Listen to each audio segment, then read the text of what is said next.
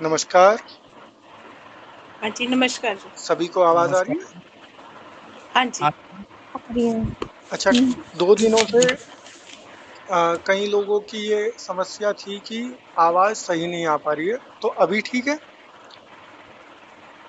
हाँ जी, अभी ठीक है। कल हमने यूट्यूब में भी देखा था, तो उसमें भी थोड़ी-सी वॉइस ज़्यादा क्लैरिटी नहीं है, तो आज आपने स्पीकर लिया तो मेबी ठीक हो। क्या बोल रहे ठीक हैं? है जी। ठीक है जी, ठीक है। ठीक है, आवाज़ ठीक है। चल। तो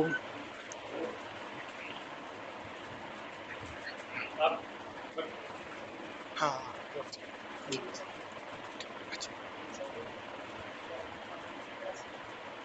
ठीक है। चलिए हम आज की कक्षा शुरू करते हैं। कल हमने शनि तक पढ़ा था, शनि को समझा था और हमारे 7 ग्रह हो चुके हैं, ठीक? और मूलतः ग्रह 7 ही हैं। जो प्रत्यक्ष ग्रह हैं, भौतिक ग्रह हैं, वो 7 ही हैं। हमारे जीवन में जो तत्व हैं, वो भी इन्हीं 7 ग्रहों से संबंधित हैं। 8वीं कोई चीज हमारे जीवन में है ही नहीं। लेकिन अब बात आती है कि क्या 8वीं कोई चीज यदि प्रत्यक्ष रूप में नहीं है, तो क्या उसका प्रभाव हमारे जीवन पर होगा? अप्रत्यक्ष चीजों का प्रभाव हमारे जीवन को बेहतर या बदतर कितना कर सकता है, ये हम समझेंगे अपने 8वें ग्रह से, जिसका नाम है राहु। तो आज हम राहु पे चर्चा करेंगे और समझेंगे राहु कैसे ग्रह हैं और राहु किस प्रकार अपना प्रभाव हमारे जीवन पर छोड़ते हैं। सर्वप्रथम राहु को यदि एक शब्द में बताया जाए तो राहु है भ्रम, राहु है संदेह, और इसे कहा गया है ज्योतिष की भाषा में कि राहु धूम्र है। राहु क्या है? धुआं है। तो धुआं क्या कार्य करता है? धुएं का कार्य होता है या भ्रम का कार्य होता है कि यदि कोई वस्तु आपके सामने प्रत्यक्ष हो, लेकिन उसके बीच में कोई धुआं आ जाए या धुंध आ जाए, तो वो वस्तु आपको नहीं दिखती। यदि आपके सामने कोई पर्दा आ जाए, आवरण आ जाए, तो सामने वाली वस्तु आपसे छिप जाती है। तो राहु का कार्य जीवन में बस यही है। राहु कुछ भी नहीं करता। राहु सिर्फ और सिर्फ आपके जीवन में जो चीजें प्रत्यक्ष हैं, उनके और आपके बीच में आकर के खड़ा हो जाता है। आप सभी ने सुना होगा कि 2 प्रकार के ग्रहण लगते हैं। आप बताएंगे वो 2 ग्रहण कौन से होते हैं? 2 प्रकार के ग्रहण लगते हैं। चंद्र ग्रहण और सूर्य ग्रहण। सभी लोग लिख के भी बता सकते हैं।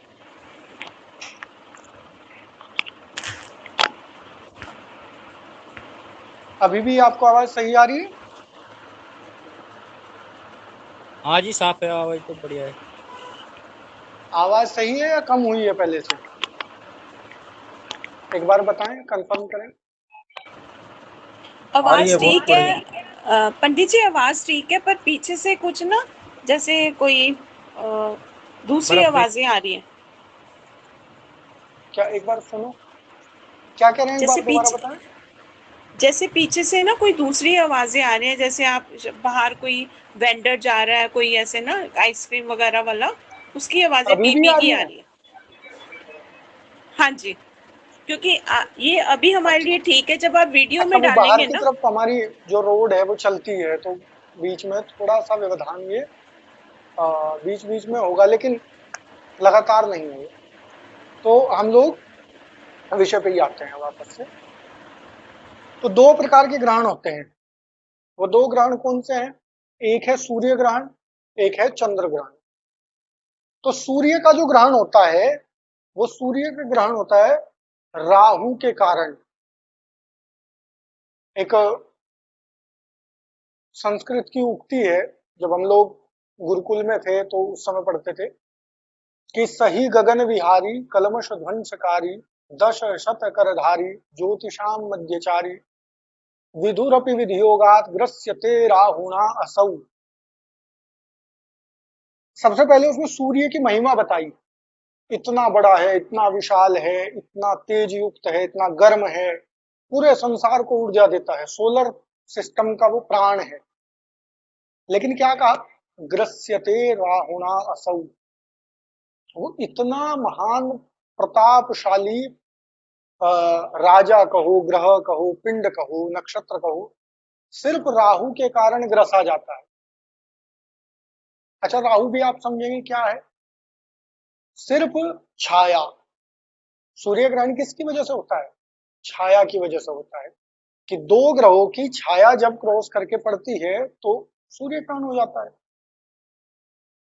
तो कहा कि छाया का, भ्रम का इतना प्रभाव है कि यदि वो किसी महान प्रतापशाली व्यक्ति के जीवन में भी आ जाए तो वो उसकी महत्ता को कम करने की सामर्थ्य रखता है। तो राहु क्या क्या करता है, हम एक एक करके समझते हैं। सबसे पहली चीज छाया ग्रह है। छाया ग्रह का अर्थ यह है कि ग्रह नहीं है, ग्रह नहीं है, सिर्फ ग्रहों की छाया है। इसीलिए पराशरी मत में राहु की ना कोई राशि है, न केतु की कोई राशि है, ना इनके कोई उच्च है, ना इनके कोई नीच है। ठीक, इनका जो स्वभाव है वो भी अन्य ग्रहों के जैसा है। हम समझेंगे किस ग्रह का स्वभाव किस ग्रह के जैसा है। तो पहली बात है कि छाया ग्रह है, ग्रह नहीं। दूसरा, जिस व्यक्ति की कुंडली में राहु की स्थिति खराब हो, राहु गलत जगह पर प्लेस हो, उस व्यक्ति के जीवन में वो सबसे पहला काम करता है कि उसकी वाणी को कठोर कर देता है। उसकी वाणी कैसी हो जाती है, कठोर वाणी हो जाती है। जब वो बोलता है तो सुनने में बड़ा कर्कश लगता है, बड़ा बुरा लगता है सुनने में। तो पहली चीज ये करेगा। दूसरा, उसके शत्रु बहुत होते हैं। राहु जिसके जीवन में होगा, राहु जिसकी कुंडली में होगा, उसके खूब शत्रु होंगे, दुश्मन पैदा करता है। तीसरा, ऐसा व्यक्ति जुआ खेलता है। अब मान लीजिए आप सभी अपना राहु देखेंगे और हो सकता है कि आपकी कुंडली में राहु की स्थिति अच्छी ना हो और आप कहें कि हमने तो कभी जुआ नहीं खेला है। तो ये कैसे सच बात हुई। तो जुए का अर्थ क्या है, हम जब भी किसी ग्रह की प्रकृति के बारे में समझते हैं तो हम उस तत्व को समझते हैं।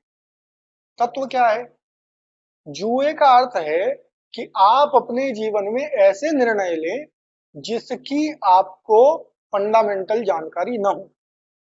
आंख बंद करके निर्णय लें, तुक्का लगाएं, किसी 10 के 50 बनेंगे, बस इतना पता हो।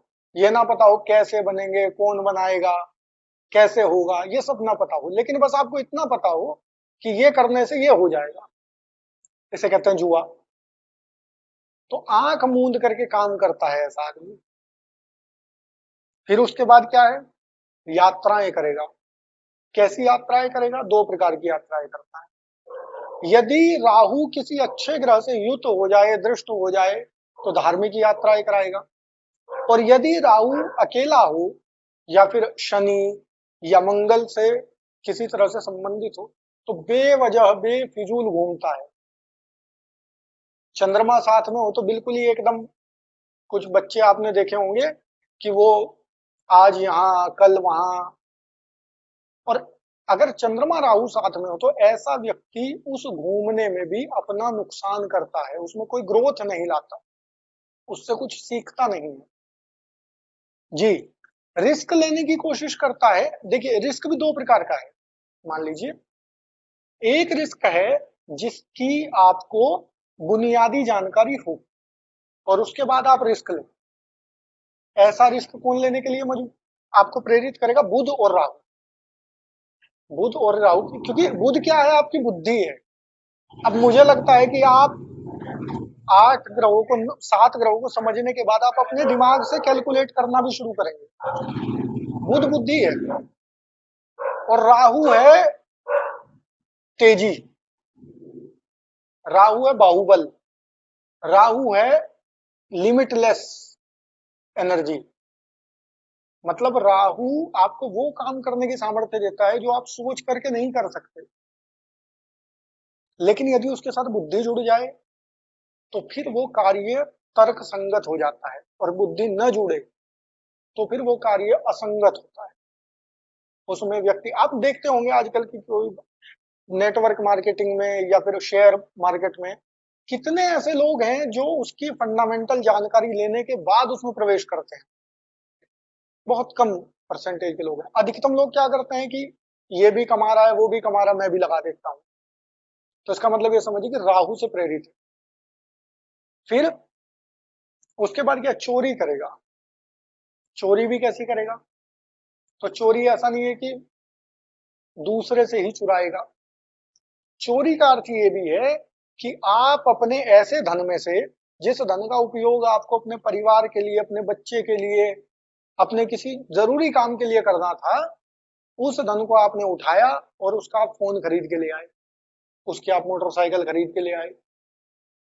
बेवजह फिजूल खर्ची करेगा। उस धन में से चोरी करेगा जिस धन को आपको अच्छी जगह, उपयुक्त स्थान पर इस्तेमाल करना, तो चोरी की प्रवृत्ति हो जाएगी।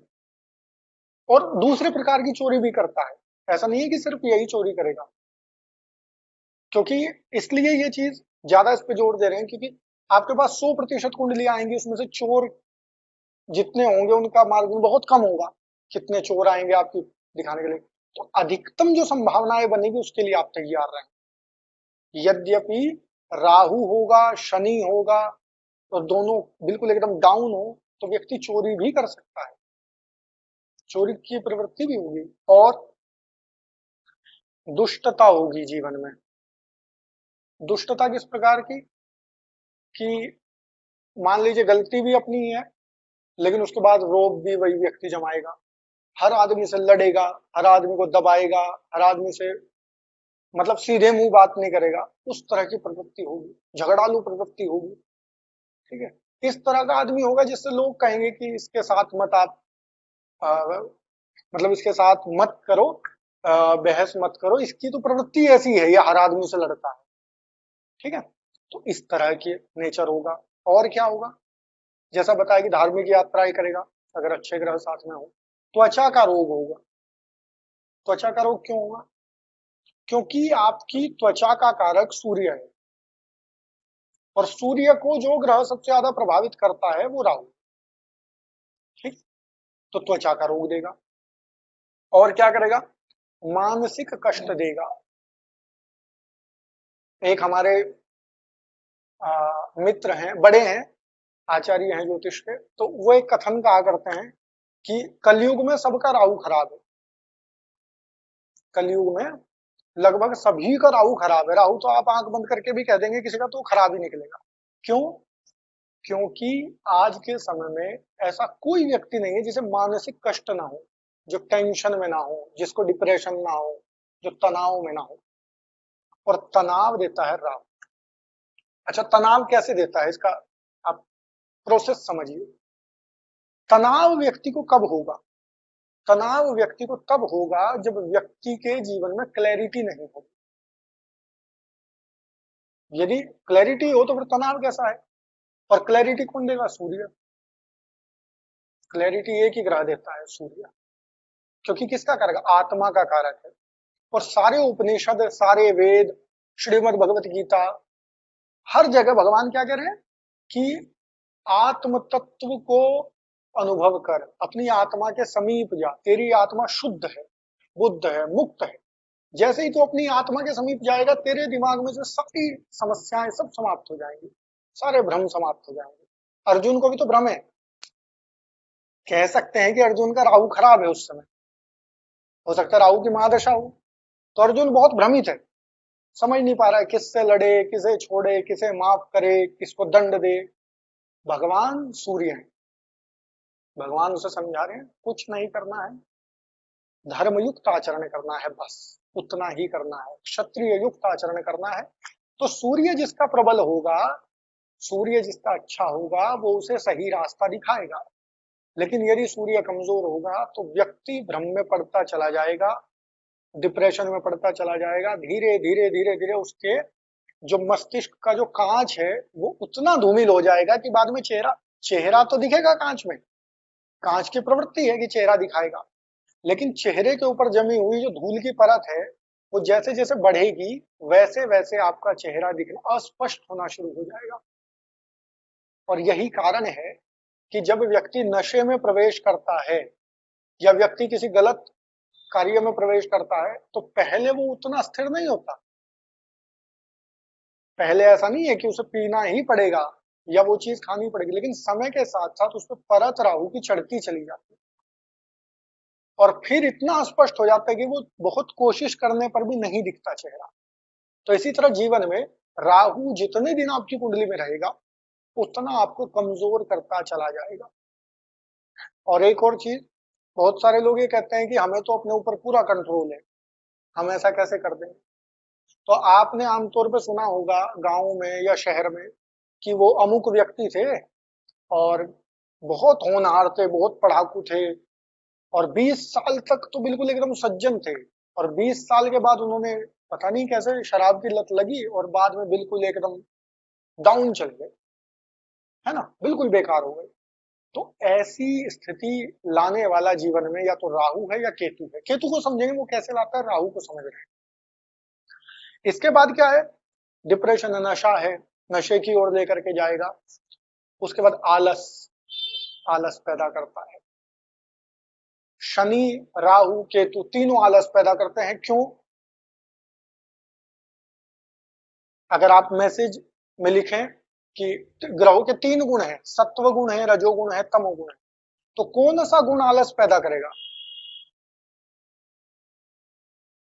कौन सा गुण आलस्य पैदा करेगा व्यक्ति के जीवन में? आप मैसेज में लिखिए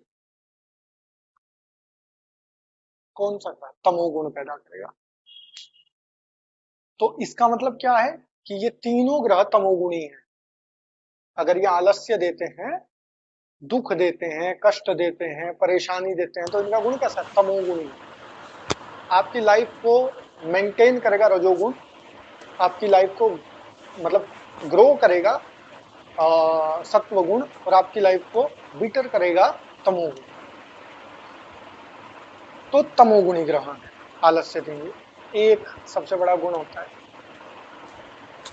टालना, अंग्रेजी में बोलते हैं प्रोक्रास्टिनेशन। अगर कोई व्यक्ति अपने जीवन में चीजों को टालता है, कल कर लूंगा, परसों कर लूंगा, है ना, और लास्ट मोमेंट पे काम करता है, एंड पे काम करता है।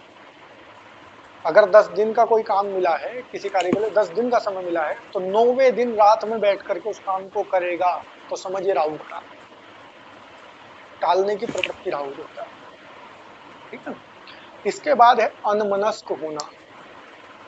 अनमनस्क होने का मतलब क्या है कि जीवन में रस का समाप्त हो जाना।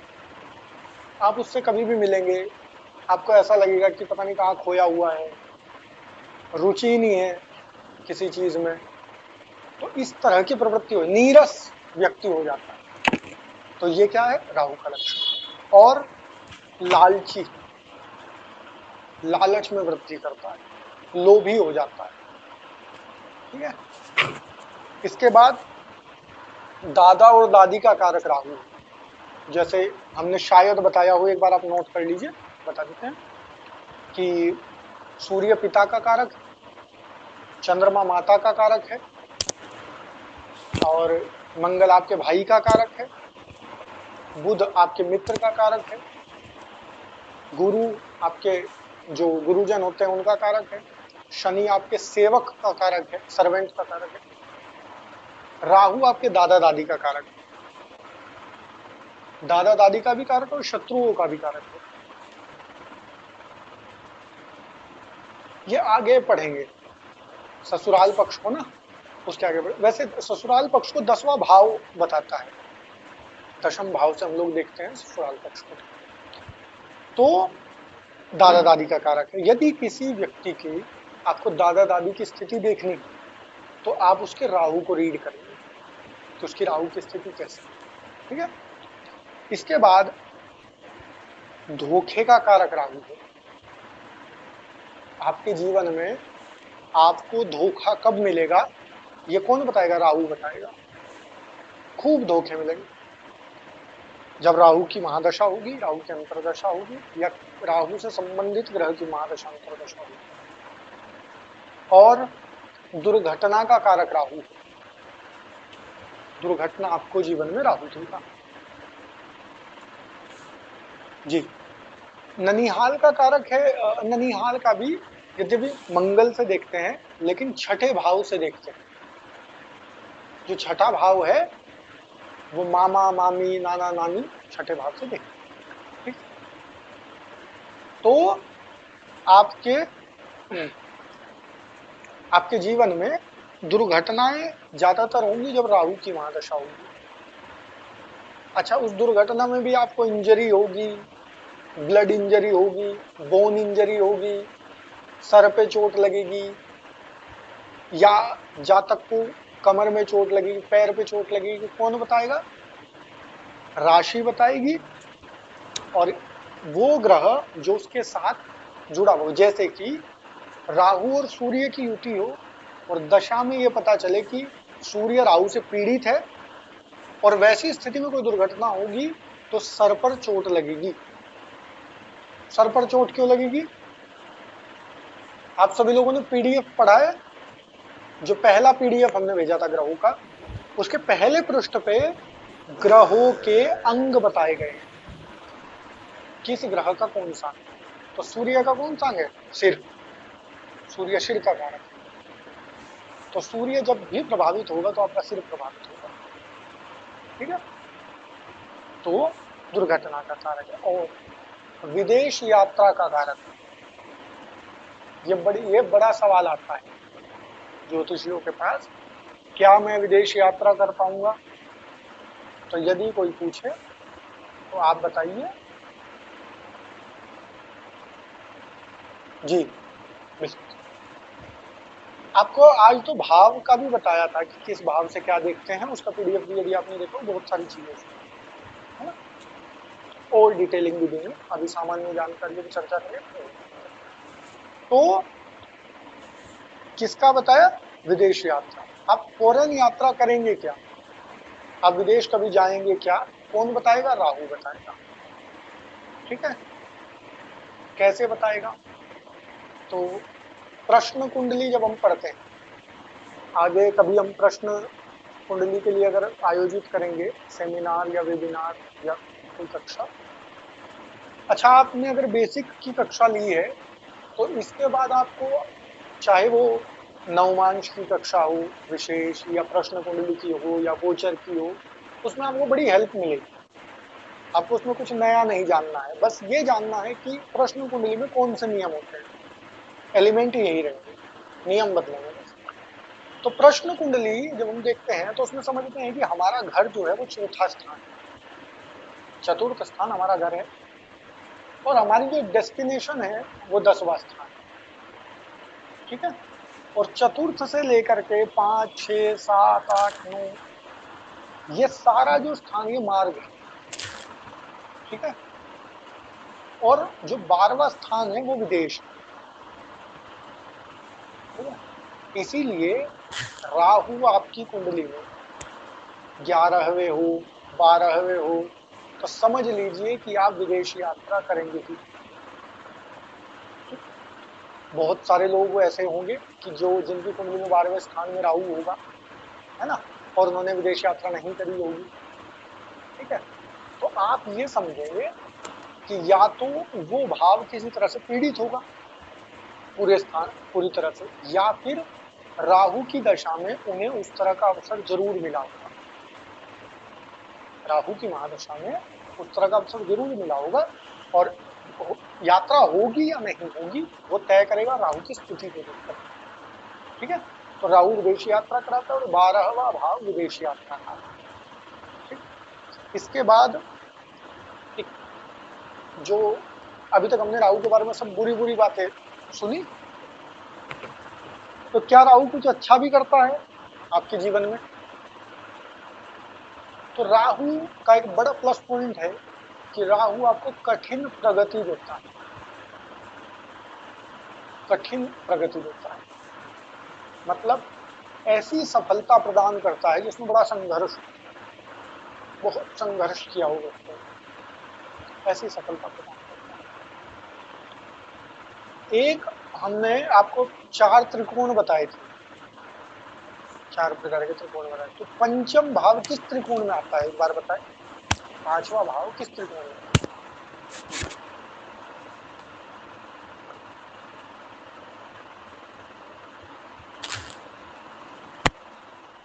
धर्म त्रिकोण। अब समझिए कि अच्छा, राहु की जो दृष्टि है वो बृहस्पति की जैसी है, ठीक है, 1 5 9 देखता है, तो ये समझिए मतलब 5 7 9 देखता है।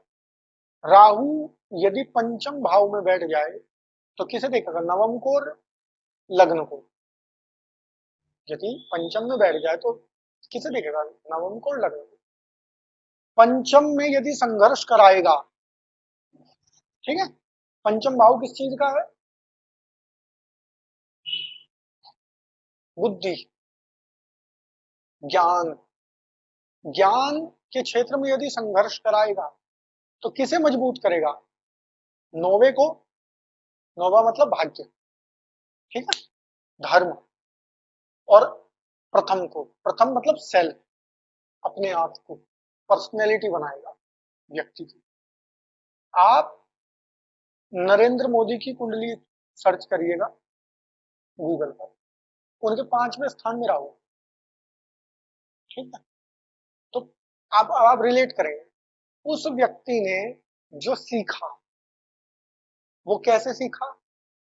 बहुत आसान शिक्षा तो नहीं मिली जीवन में, बहुत संघर्ष रहा, खूब संघर्षों से लोगों के, मतलब आरएसएस के कार्यालयों में जो प्रचारक होते थे, जो संयोजक होते थे, उनके अंडर रह करके चाय बनाई है, दरिया बिछाई है और उनसे सीखा है, ठीक है, और उस सीख ने उसे क्या बनाया? उनका भाग्य मजबूत किया, क्योंकि नरेंद्र मोदी को जीवन में जो भी मिला है वो भाग्य के कारण मिला है। वो मुख्यमंत्री बनने से पहले कभी ग्राम सरपंच का चुनाव भी नहीं लड़े। जिस दिन वो गुजरात के मुख्यमंत्री बने उस दिन से पहले तक उन्होंने कभी कोई चुनाव नहीं लड़ा, वो चुनाव लड़के भी नहीं बने, उन्हें अपॉइंट किया गया। तो किससे मिला? भाग्य से मिला। लेकिन वो भाग्य किससे बना? क्यों उन्हें अपॉइंट किया गया? क्योंकि उनकी गुडविल थी, उनकी मेहनत और उनकी जो पर्सनैलिटी थी वो ऐसी थी कि बड़े नेताओं को लगा कि ये व्यक्ति अच्छा करेगा, है ना, और नैतिकतावादी व्यक्ति है, नीति के अनुसार चलेगा और ये व्यक्ति सही रहेगा, तो भाग्य से। दूसरा, उसी राहु ने उनका सेल्फ डेवलपमेंट किया। नरेंद्र मोदी के पास ना बहुत सारे धन है, ना बहुत सारे मकान है, ना कुछ भी नहीं है। संपत्ति के नाम पर उस व्यक्ति के पास एक ही चीज है, वो है किरदार। और पहला स्थान क्या बनाता है आपका? किरदार बनाता है। पहला स्थान जो है, प्रथम भाव जो है लग्न, वो आपको बनाएगा। तो नरेंद्र मोदी के संघर्ष ने नरेंद्र मोदी को कुछ नहीं दिया, सिर्फ एक पर्सनैलिटी दी, और उसी पर्सनैलिटी के दम पे वो व्यक्ति प्रधानमंत्री बना, ठीक है। तो इसलिए राहु आपको क्या देता है? कठिन प्रगति देता है, संघर्ष देगा, लेकिन वो संघर्ष आपको निखारेगा। तो राहु की ये विशेष राहु के गुण हैं। यदि किसी व्यक्ति के जीवन में, अब हम भाव पढ़ेंगे तो समझेंगे इन्हें अप्लाई कैसे करते हैं, पर ये समझिए कि राहु ऐसा है, ठीक है। राहु के बाद चलिए केतु के बाद हम प्रश्नोत्तर करेंगे, है ना, केतु और कंप्लीट करेंगे, उसके बाद भाव पढ़ेंगे। केतु पर चलते हैं। अधिकतम चीजें राहु जैसी है, ठीक है, क्योंकि आपने समुद्र मंथन की कथा सबने सुनी होगी कि देवताओं और दानवों के बीच में सहमति हुई कि समुद्र मंथन करते हैं। दोनों ने मिलकर के समुद्र मंथन किया, उसमें से अमृत निकला और विष निकला। वो सुरा निकली, तो मोहिनी का रूप भगवान नारायण ने रख धर के और दानवों को सुरा पिला दी और देवताओं को अमृत पिला दिया। एक जो दैत्य था उसे कुछ आशंका हुई कि यहाँ पे कुछ तो भ्रष्टाचार है, कुछ तो गलत हो रहा है। उसका नाम था राहु, उस दैत्य का नाम राहु था। तो वो अपने स्थान से उठा और चुपचाप जाकर के देवताओं की पंक्ति में बैठ गया। ठीक, अब वो जब बांट रहे थे तो बांटते बांटते उसे दिया और उसने वो जैसे ही ग्रहण किया तो तभी सूर्य और चंद्रमा की दृष्टि उस पर पड़ गई और सूर्य चंद्रमा ने एकदम उठ करके कहा कि ये तो दैत्य है, और भगवान ने तुरंत अपने सुदर्शन चक्र को आज्ञा दी और उस दैत्य के 2 टुकड़े कर दिए। लेकिन संयोग से वो विष कुछ उसके मुंह में था और कुछ उसके कंठ से नीचे चला गया था, तो गर्दन कटने के बाद भी वो अमर हो गया।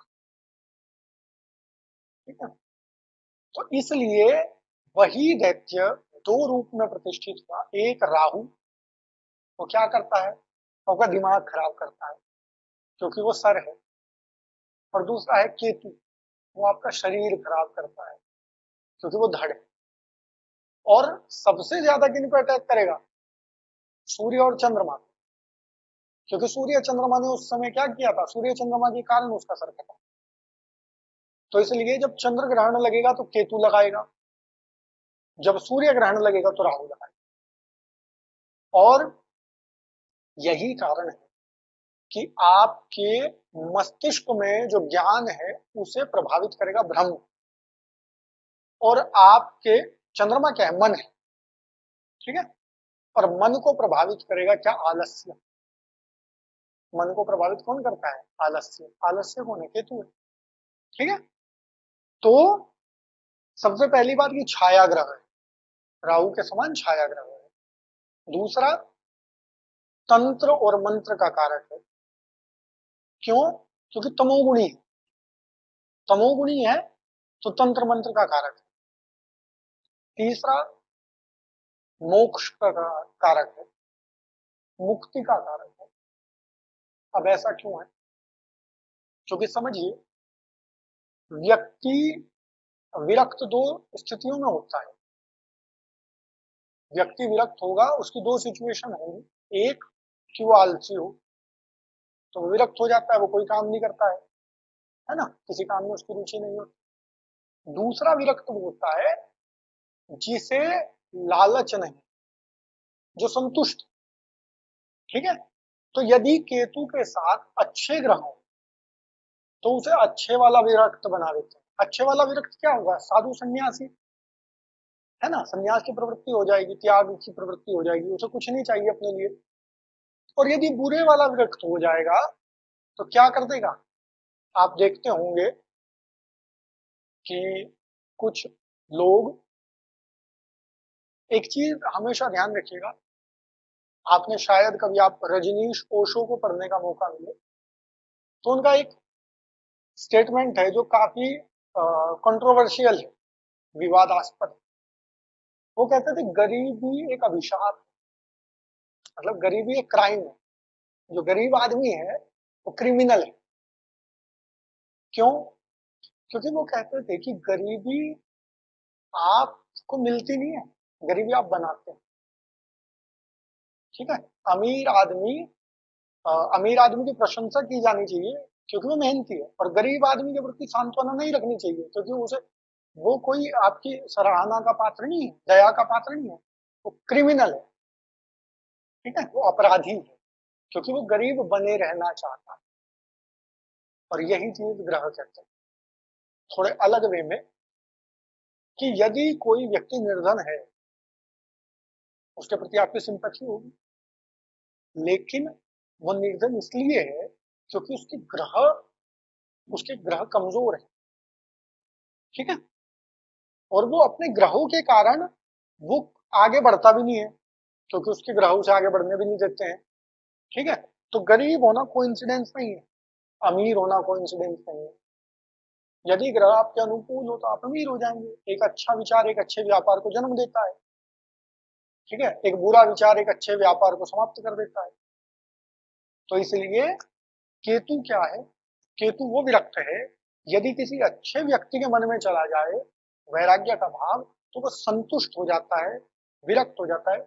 यदि वो किसी खराब ग्रह के साथ बैठ जाए तो वो क्या करता है, आप देखते होंगे कि आमतौर पे कुछ निर्धन व्यक्ति, या मान लीजिए जो आमतौर पे ऐसा मिलेगा कि जो फाइनेंशियली कमजोर है, वहां ये चीज ज्यादा मिलेगी कि वो व्यक्ति शाम को जब घर आएगा तो हो सकता है घर में खाना ना हो, लेकिन उसके पास अगर उतना ही पैसा होगा खाना लाने के लिए तो वो उसकी शराब पिएगा। ठीक है, तो वो घर में आकर के लड़ेगा, घर वालों को मारेगा, पीटेगा, बच्चों को, और फिर वो मतलब या वहां सो जाएगा या कहीं बाहर। तो मूलतः वो गैर जिम्मेदार है। ठीक है, लेकिन विरक्त तो वो भी है, उसे फर्क नहीं पड़ता कि परिवार क्या सोचेगा, समाज क्या सोचेगा, है ना, जिम्मेदारियां निर्वाह नहीं करूंगा। लेकिन दोनों ही स्थितियों में बिल्कुल विपरीत दृष्टिकोण, एक आपको श्रेष्ठ बनाता है, एक आपको बुरा बनाता है। ठीक, तो विरक्ति देता है, और क्या देता है, मोक्ष देता है, मुक्ति देता है। यदि जीवन में विरक्ति होगी तो आप मुक्त हो जाएंगे। और जादू टोना, टोने टोटके तंत्र मंत्र, इन चीजों में बड़ा दिमाग चलता है। क्यों? क्योंकि भौतिकवादी है, क्योंकि शरीर के निचला हिस्सा है, और शरीर का निचला हिस्सा भौतिकवाद का प्रतीक। ठीक है, ऊपर कॉन्शियसनेस है, तो ऊपर क्या है, विचार का प्रतीक, नीचे भौतिकता का प्रतीक। तो ये देगा, और घाव देगा, खूब घाव देगा। घाव क्यों देगा? क्योंकि जो केतु है उसकी प्रकृति कुछ कुछ मंगल जैसी है, तो मंगल युद्ध में जब जाएगा तो खूब घाव लगेंगे, खूब चोट लगेगी।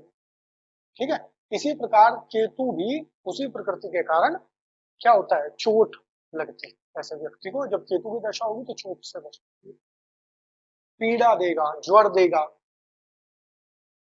और सन्यासी बनाएगा, आध्यात्मिक बनाएगा, संतुष्ट बनाएगा। अब इसमें एक चीज पे हम लोग और चर्चा कर लेते हैं, वो है अध्यात्म।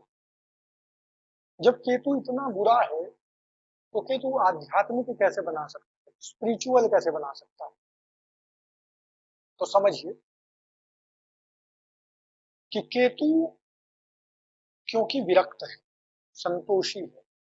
ठीक, और यदि एक विरक्त व्यक्ति अच्छी बुद्धि के साथ, अच्छी समझ के साथ, तो ये समझिए कि वो सबसे बड़े आध्यात्मिक पद पर पहुंचने की सामर्थ्य रखता है। ठीक है, कैसे?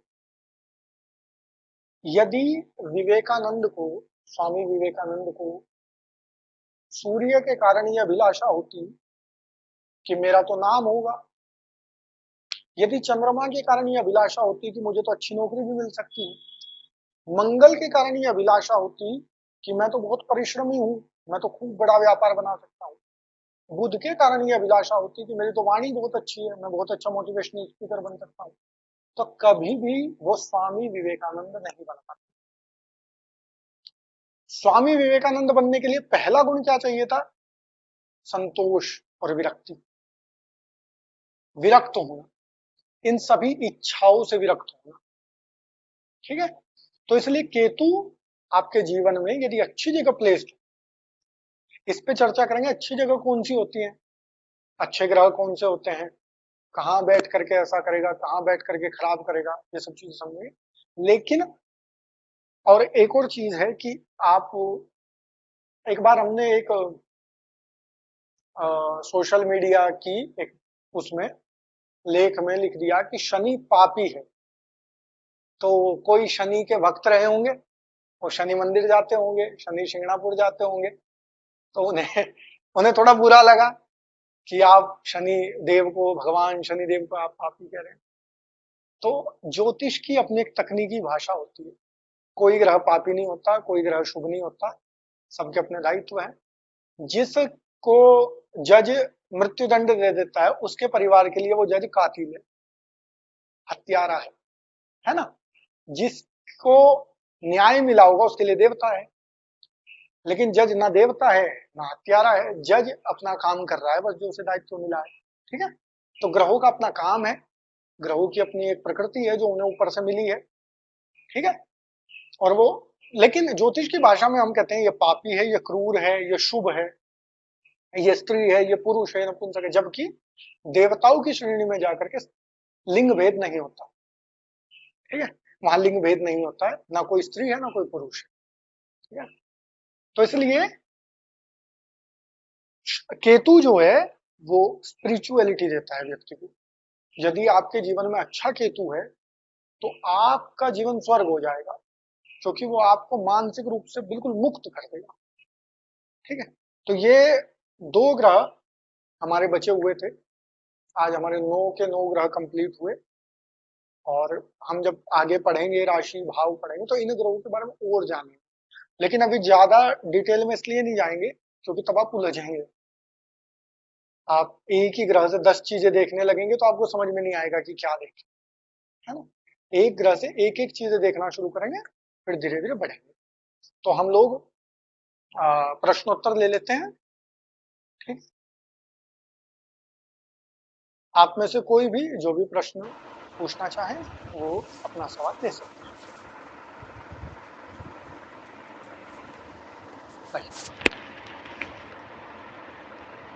हाँ जी, नमस्कार सर।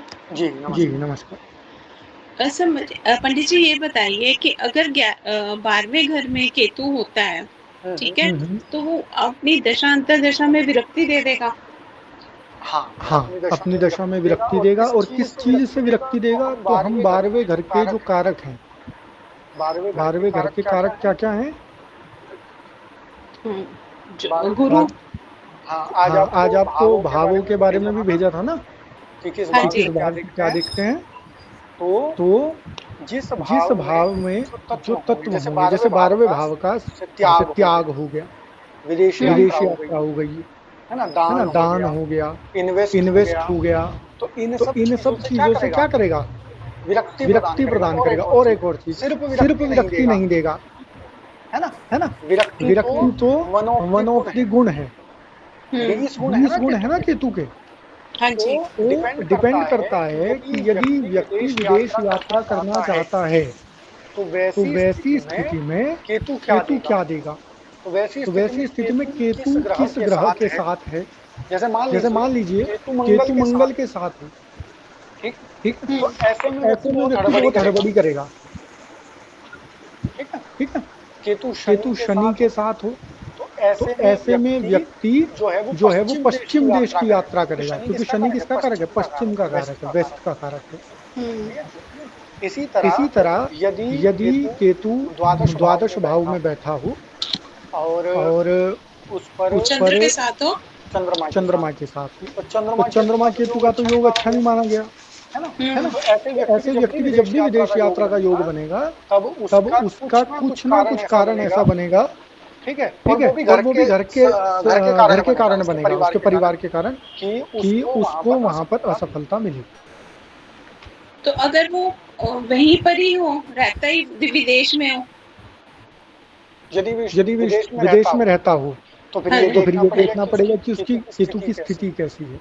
अगर केतु बहुत स्ट्रॉन्ग है, देखिए वही चीज हमें समझनी है कि जो ग्रह ताकतवर होगा ना, वो ग्रह दूसरे ग्रह को क्या कर लेगा? डोमिनेट कर लेगा। मतलब मूलतः समझिए कि अगर किसी, जैसे सवाल पूछते हैं कि एक भाव में 3 ग्रह हैं तो कैसे देखें? तो समझिए जो ग्रह सबसे ताकतवर होगा, बाकी के 2 ग्रह उसके अंडर में काम करेंगे। ठीक है, तो जब हम अभी भाव पढ़ेंगे और राशि पढ़ेंगे तो सब आप समझेंगे कि ग्रहों का बल कैसे देखते हैं। ठीक है, लेकिन मूलतः यदि 12वें भाव में केतु हो या राहु हो, और एक और चीज है, आप देखिए कि 12वें भाव में जब केतु जाएगा ना तो राहु की दृष्टि 12वें भाव पे रहेगी। हाँ जी, क्योंकि राहु सीधा 7वां है ना उससे, तो विदेश यात्रा का योग बनाएगा, लेकिन राहु स्ट्रॉन्ग होना चाहिए, केतु स्ट्रॉन्ग होना चाहिए, ठीक है, ठीक है, चंद्रमा कमजोर होना चाहिए। ठीक है, ठीक है। चलिए अग्रिम प्रश्न।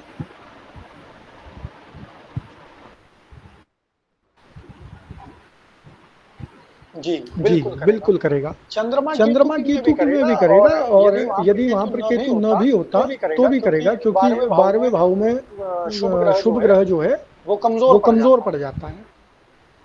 12वें भाव में शुभ ग्रह यदि बैठेगा वो कमजोर पड़ जाएगा, क्योंकि बताएंगे कि कौन कौन से भाव शुभ ग्रहों के लिए अच्छे हैं और कौन से अशुभ ग्रहों के लिए अच्छे हैं। एक पूछा है कि 8वें भाव में मंगल के साथ केतु कैसा फल देगा। केतु मंगल का योग अच्छा नहीं माना गया। ठीक है, केतु मंगल यदि किसी के 8वें भाव में हो तो अचानक मिलने वाली जो अवसर हैं उसमें कमी आती है। लेकिन 8वें स्थान में केतु अच्छा कहा गया है। 8वें स्थान का केतु व्यक्ति को गुप्त विद्या में बहुत पारंगत करता है। कारण क्योंकि केतु भी गुप्त विद्याओं का कारक है, और अष्टम स्थान भी गुप्त विद्याओं का कारक है। दोनों ही स्थान गुप्त विद्याओं के कारक हैं। तो दोनों एक साथ जुड़ेंगे तो इसका मतलब है कि व्यक्ति जो है वो गोपनीय विद्याओं में पारंगत हो जाएगा। अब गोपनीय विद्याएं क्या होती हैं? तो समझिए ज्योतिष गोपनीय विद्या है, वास्तु गोपनीय विद्या है, और अंक शास्त्र है, एक जिसे बोलते हैं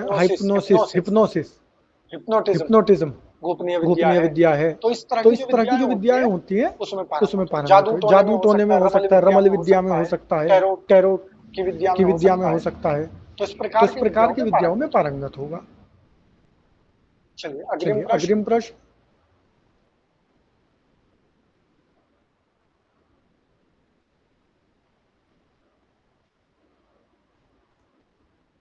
कोई भी पूछ सकते हैं, जो भी पूछना चाहें। कोई शंका हो, कोई सवाल हो, 9 ग्रहों से संबंधित कुछ पूछना हो, कुछ समझ में ना आया हो। जी, ये पूछना है आचार्य जी कि अभी आपने जैसे बताया था कि राहु अगर 8वें भाव मतलब जुआ, चोरी, इन सब का कारक होता है, कठिन सफलता का। जी ठीक है, तो अगर ये जैसे 8वें भाव में आता है तो ये चौथे त्रिकोण के अंतर्गत आया। हाँ, 8वें भाव में बैठा हुआ रहा। हाँ, तो क्या वो मोक्ष की तरफ भी लेके जाता है? बिल्कुल लेकर के जाएगा। ऐसा व्यक्ति तो हाँ बताएं पहले। नहीं, मैं ये पूछ रही हूँ कि मोक्ष तो 2 तरह का हुआ कि एक तो हमारा काल्पनिक मोक्ष होता है कि हम इस संसार के बाद मोक्ष में जाएंगे, या ये समझिए कि अगर हम अपना जीवन स्पिरिचुअलिटी से जी रहे हैं, शांति से जी रहे हैं, वो मोक्ष है। अगर मानसिक रूप से आदमी इतना परेशान है कि वो नर्क का अनुभव कर रहा है। जी देखिए आपका बिल्कुल प्रश्न, आपके प्रश्न में ये उत्तर छिपा हुआ है। जो व्यक्ति जीवित रहते हुए मुक्त नहीं हुआ, वो मरने के बाद मुक्त हो ही नहीं सकता।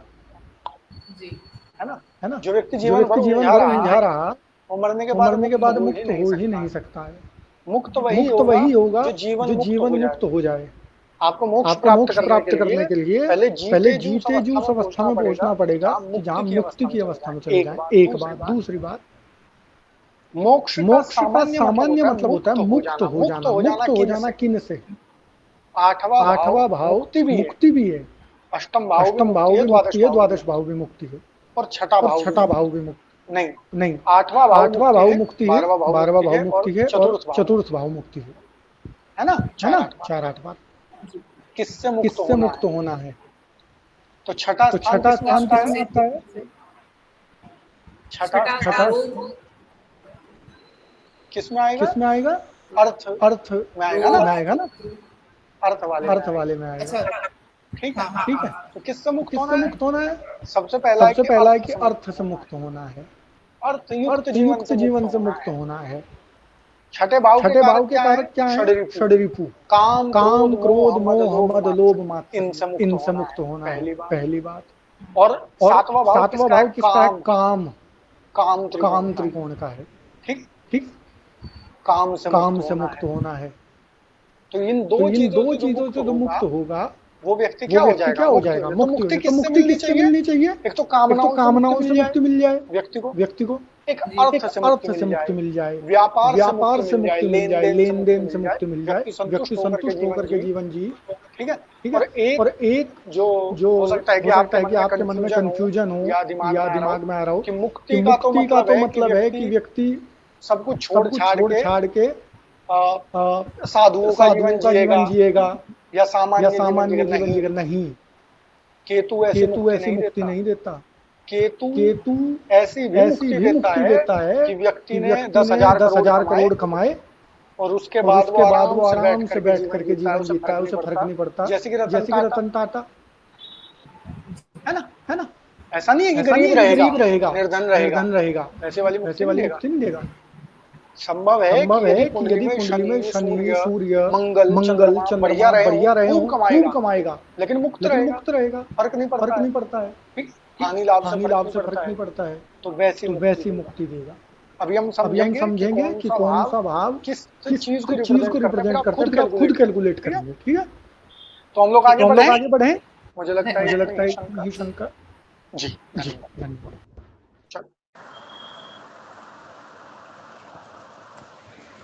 एक और प्रश्न था मेरा। हाँ जी। अगर 12वें घर में शनि हो, 12वें घर में शनि हो तो वो क्या मतलब कि वो काम से मुक्ति करवाएगा?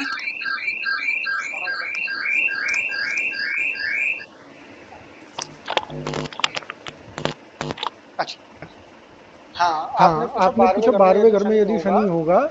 हाँ जी। तो 12 नंबर। हाँ जी। मेष लग्न की कुंडली में 12 में शनि होगा तो वो क्या वो काम से मुक्ति कराएगा? काम नहीं करने देगा वो? नहीं। द्वादश स्थान में यदि शनि होगा तो खूब मेहनत कराएगा। अच्छा, देखिए मेहनत करके ही तो मुक्त होंगे ना। ओके। समझ रहे हैं। अभाव की मुक्ति नहीं, प्रभाव की मुक्ति देगा। प्रभाव की मुक्ति का अर्थ है कि आपको एक दिन में 1000 रुपए चाहिए थे आपका जीवन जीने के लिए। आपने खूब मेहनत की, 1200 कमाए। ठीक है। तो अब आप कल के लिए भी निश्चिंत हो गई। तो निश्चिंतता देगा, समस्याओं से मुक्त करेगा। ठीक है। क्योंकि शनि मेहनत है, परिश्रम है, तो खूब परिश्रम कराएगा। ठीक है। चलिए आगे बढ़ते हैं।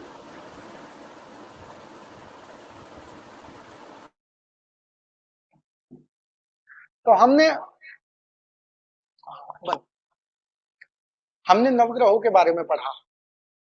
9 के 9 ग्रहों को एज अ पर्सन समझा कि यदि वो ग्रह एक व्यक्ति होता तो अब मेरे हिसाब से अगर मैं आपको कहूं बुध, तो आपके सामने एक तस्वीर बन जानी चाहिए बुध की, कि बुध अगर एक व्यक्ति होगा तो बुध ऐसा होगा।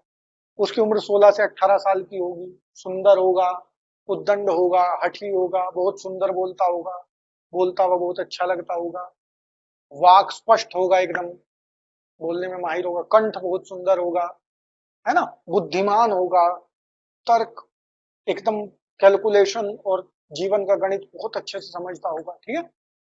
और युवा प्रकृति होगी।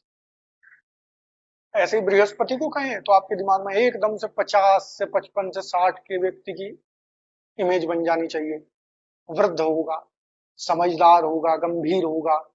ठीक है। तो जब हम इसे अप्लाई करेंगे जातक पर, तो जातक पर आपको उस पर्सनैलिटी को अप्लाई करना है। बच्चा 12 साल का भी हो सकता है, लेकिन यदि बृहस्पति उसका कारक है, बृहस्पति उसके जीवन में प्रभाव युक्त है, तो उसके अंदर जो पर्सनैलिटी होगी, व्यक्तित्व होगा, वो 50 साल के आदमी का होगा। कुछ बच्चे देखे होंगे बहुत गंभीर होते हैं, कुछ बच्चे बहुत उद्दंड होते हैं। ठीक है। तो समझिए कि किस ग्रह का प्रभाव है इस बच्चे के ऊपर। चलिए, तो हमने ग्रहों को समझा। ग्रहों को और अच्छे से समझने के लिए आपको जो पीडीएफ भेजा गया था, उस पीडीएफ को आप 2, 3 बार, 4 बार उसे रिवाइज करिएगा। ठीक है। और हम लोग वर्ण की, तत्व की, इन सब की भी बातें करेंगे जब कुंडली पे विचार करेंगे। तो अभी हम भावों पे चलते हैं। तो कुंडली का प्रारूप आपने देखा ही है, एक चौकोर आपने देखा होगा, जिसे हम जन्म पत्रिका के बीच में लग्न कुंडली बोलते हैं। उसमें 12 खाने होंगे। वो 12 खाने, 12 कोष्ठक हमारे पूरे जीवन का वृत्तांत लिए बैठे हुए हैं। हमारे जीवन में कोई ऐसी फील्ड, कोई ऐसी चीज नहीं है कि जो उन 12 कोष्ठकों से बाहर हो। बस बात इतनी सी है कि ज्योतिषी कितना जानता है। ज्योतिष अपूर्ण नहीं है, ज्योतिष कमजोर नहीं है, विषय पूर्ण है, लेकिन विषय को जो जानता है उसकी श्रेष्ठता बताएगी कि वो कितना एक्यूरेट फलादेश करता है। आपका कितना अनुभव है, आपका कितना अभ्यास है, ठीक है। तो इसलिए एक एक भाव से शुरू करते हैं। पहला भाव, प्रथम भाव। प्रथम भाव को हम लोग लग्न कहते हैं, ठीक। और जन्म कुंडली का सबसे ज्यादा मजबूत भाव कहें या सबसे ज्यादा श्रेष्ठ भाव कहें, सबसे ज्यादा बलवान भाव कहें, तो वो लग्न है। सारी कुंडली एक तरफ और लग्न एक तरफ। लग्न अपने आप में इतनी ताकत रखता है कि यदि लग्न आपका अच्छा होगा ना, तो आपको किसी भाव की आवश्यकता नहीं है। मात्र एक लग्न के सहारे आप अपने जीवन में अचीव, जो आप अचीव करना चाहते हैं, आप कर लेंगे, ठीक है। क्योंकि लग्न क्या है? लग्न आप है, लग्न आप स्वयं है। तो सबसे पहला भाव क्या है? लग्न। इसके बाद हम पहले संज्ञाएं पढ़ेंगे भावों की, उसके बाद हम लोग भाव, ठीक है। 2 संज्ञाएं पढ़ लेंगे, उसके बाद चर्चा करेंगे। दूसरा भाव है चतुर्थ भाव, ठीक है। अभी हम दूसरे सीक्वेंस में पढ़ रहे हैं, तो आप लोगों को कंफ्यूजन ना हो कि 1 2 3 4 से पढ़ते। दूसरा भाव चतुर्थ भाव। चतुर्थ भाव आपके सुख का कारक है। आपके जीवन में जितना भी सुख आपको प्राप्त होगा वो चौथे भाव से प्राप्त होगा, ठीक है। इसके बाद आपका तीसरा भाव है सातवां भाव, सप्तम भाव। सप्तम भाव आपके जीवन में आपके निजी जीवन का कारक है। आपकी पत्नी, आपके बच्चे, आपका परिवार, आपकी गृहस्थी और इनर हाउस, मतलब घर के अंदर का वातावरण है आपका, जो आपके घर के अंदर का जो दुनिया है, वो सातवां भाव है, ठीक। चौथा जो भाव है वो है दशम भाव। दशम भाव आपका कार्य क्षेत्र है, आपका कर्म क्षेत्र है, आपका पद है, आपका काम है, आपका वर्क प्लेस है, आपकी जो वर्क फील्ड है वो है। तो ये 4 भाव आपके जीवन में, हमें लगता है कि ये 4 भाव आपके जीवन का 50+% एरिया संभालते हैं। भाई आपका घर जो चतुर्थ भाव हो गया, चतुर्थ भाव घर भी है आपका, ठीक है। घर, वाहन, जमीन, जायदाद, ये सब चीजें हैं। और सातवां भाव हो गया आपका निजी जीवन, दशम भाव हो गया आपका कार्य क्षेत्र। और क्योंकि ये चारों के चारों भाव आपसे कुछ लेते नहीं, आपको देते हैं, आपके जीवन में वृद्धि करते हैं, आपके जीवन में ऐड करते हैं, और आपके जीवन के केंद्र हैं। आपके जीवन के क्या है? केंद्र हैं। इसलिए इन चारों भावों को ज्योतिष में केंद्र भाव कहते हैं। 1 4 7 10, इन चारों भावों की संज्ञा क्या है? केंद्र संज्ञा कही गई, इन्हें केंद्र भाव कहते हैं, ठीक है। इसके बाद हम चलते हैं और आगे। तो प्रथम भाव लग्न हो गया, ये हमने समझ लिया।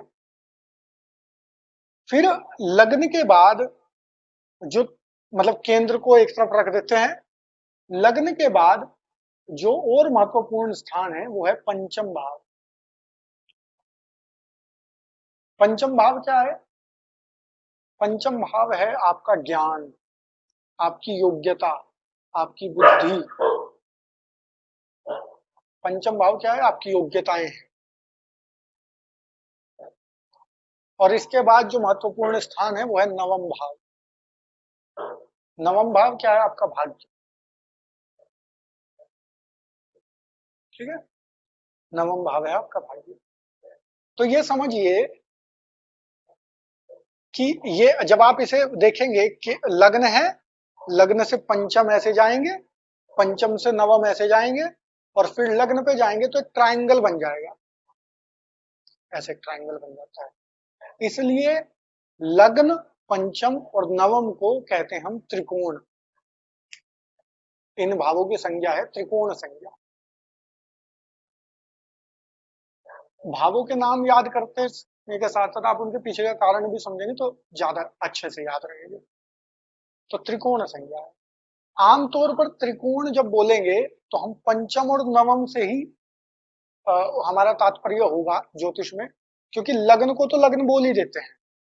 ठीक है, तो जब त्रिकोण बोलते हैं तो उसका मतलब होता है कि पंचम और नवम। अब ये समझिए कि आपके जीवन में जो केंद्रीय वस्तुएं हैं, जो केंद्रीय अभिलाषाएं हैं, वो क्या बिना योग्यता और बिना बुद्धि के, बिना ज्ञान के आप प्राप्त कर सकते हैं? कभी नहीं कर सकते हैं।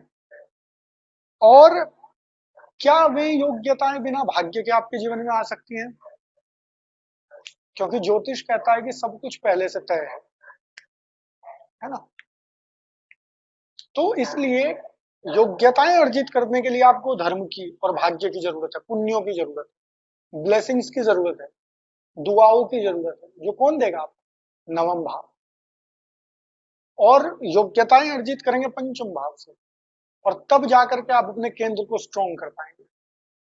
यही कारण है कि कुंडली के जितने राजयोग होते हैं वो सब केंद्र और त्रिकोण के संबंध से बनते हैं।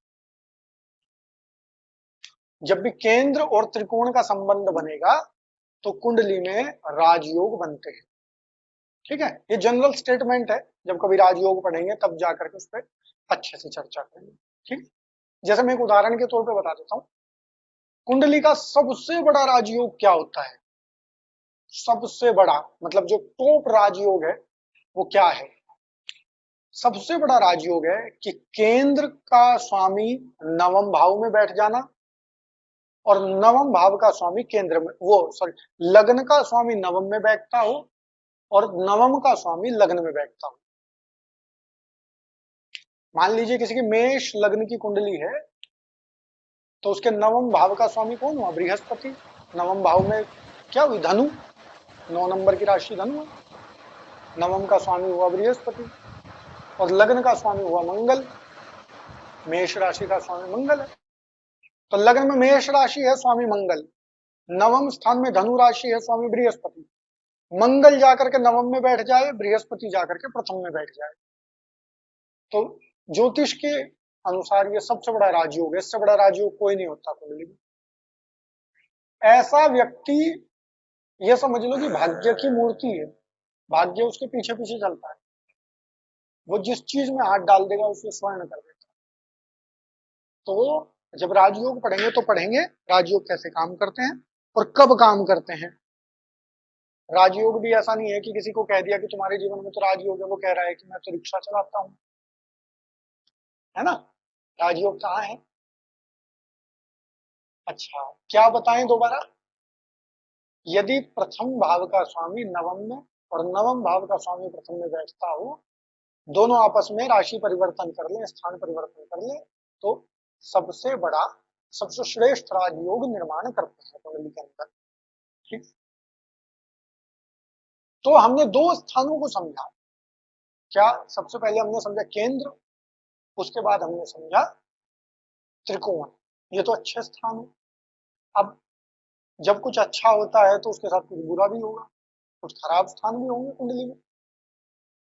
तो कुंडली के 3 स्थान महर्षि पाराशर ने ये कहा है कि यदि इसमें फंस जाए ग्रह तो फिर उसकी गति होना मुश्किल है। तो वो स्थान है सबसे पहले तृतीय स्थान, तीसरा। तीसरा स्थान किसका है बताएं, मैसेज करके बताएं।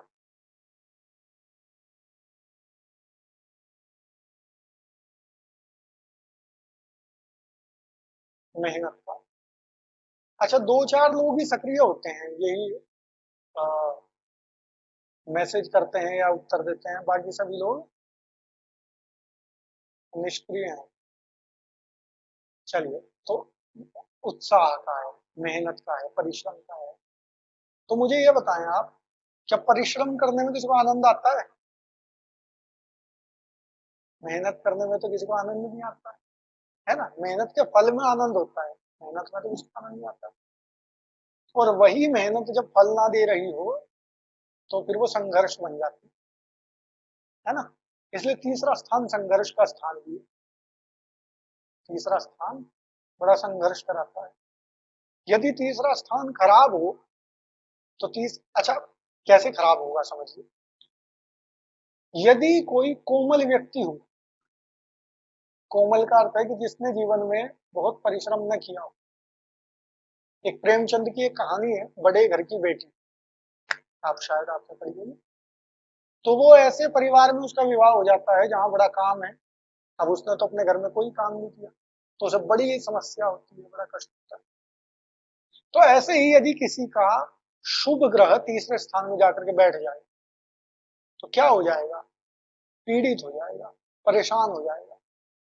चंद्रमा तीसरे में बैठ जाए, बृहस्पति तीसरे में बैठ जाए, तो क्या कर देता है? इतना संघर्ष कराता है कि वो ओवरलोड हो जाता है, व्यक्ति से झेला नहीं जाता। तीसरा स्थान। उसके बाद दूसरा कौन सा है? छठा स्थान। क्यों? क्योंकि वहां 6 शत्रु बैठे हुए हैं। काम, क्रोध, मोह, मद, लोभ, मात्सर्य। किसी एक के भी हाथ में पड़ गया तो वो क्या कर देगा? आपका जीवन बर्बाद कर देगा। वहां यदि आपका कोई कमजोर ग्रह पड़ गया तो वो आपके जीवन को नरक कर देता है। इसलिए छठा स्थान का।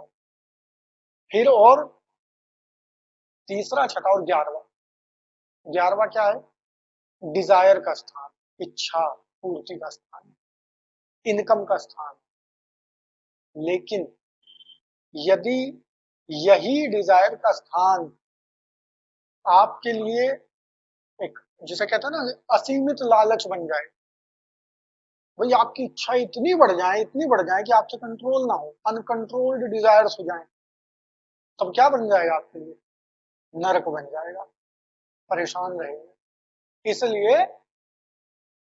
इस तीनों स्थानों को महर्षि पाराशर ने कहा त्रिषडाय स्थान। त्रिषडाय तो आपको समझ में नहीं आया होगा क्यों कहा, ठीक है। त्रि का अर्थ होता है 3। त्रि का क्या अर्थ होगा? 3। षड का अर्थ होता है 6, ठीक है। षट अर्थ है ना, प्रथम, द्वितीय, तृतीय, पंच, चतुर्थ, पंचम, षट, और षड भी बोलते हैं उसे, ठीक है। तो तृतीय को क्या बोलेंगे? त्रि, षड, और 11वें स्थान का एक नाम है आय, इनकम, इनकम वाला आय। तो त्रिषड आय, त्रिषडाय जो स्थान है उन तीनों को ही पाप स्थान कहा गया है। इन तीनों स्थानों में यदि कोई ग्रह बैठ जाए तो उस ग्रह की क्या कर देते हैं? दुर्गति कर देते हैं। अभी किसी ने लिखा था कि सूर्य छठे स्थान में हो, तो सूर्य ही एक ऐसा ग्रह है जो छठे स्थान को जाकर के, और भी हैं उनके उनके कारण बताएंगे। जैसे मान लीजिए कहीं लड़ाई झगड़ा हो रहा हो तो उसके लिए सबसे उपयुक्त व्यक्ति कौन होगा वहां के लिए? प्रोफेसर नहीं होगा, ना कोई धर्मगुरु होगा, वहां ऐसा व्यक्ति चाहिए जो लड़ने में माहिर हो। तो इन तीनों स्थानों के लिए पाप ग्रह सबसे अच्छे हैं। यदि इनमें पाप ग्रह बैठते हो तो बहुत बढ़िया फल देते हैं। लेकिन कोई भी शुभ ग्रह यहाँ पर अच्छा फल नहीं देता, एक को छोड़ करके, वो भी सूर्य। उसकी भी सिचुएशन है। सूर्य यदि अच्छा हुआ तो सूर्य किसका कारक है? ज्ञान का कारक है, आत्मा का कारक है।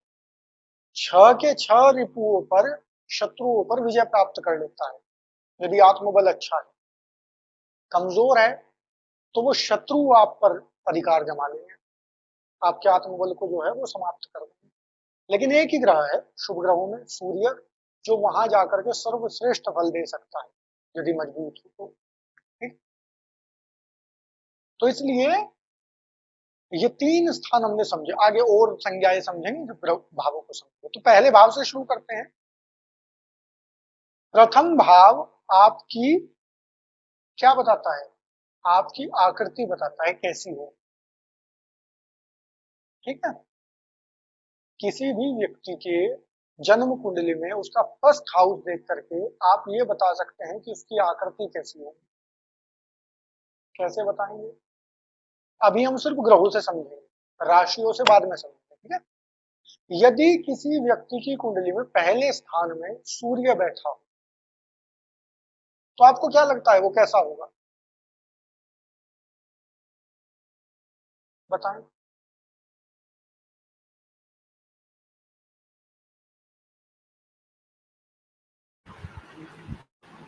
गोरा होगा, सुंदर होगा, हाँ, इस पे भी चर्चा चेहरे करेंगे। पे पहले एक तेज हो, आप ये बताएं कि पहले स्थान में जो सूर्य बैठा हो तो कैसा होगा, आकृति कैसी होगी?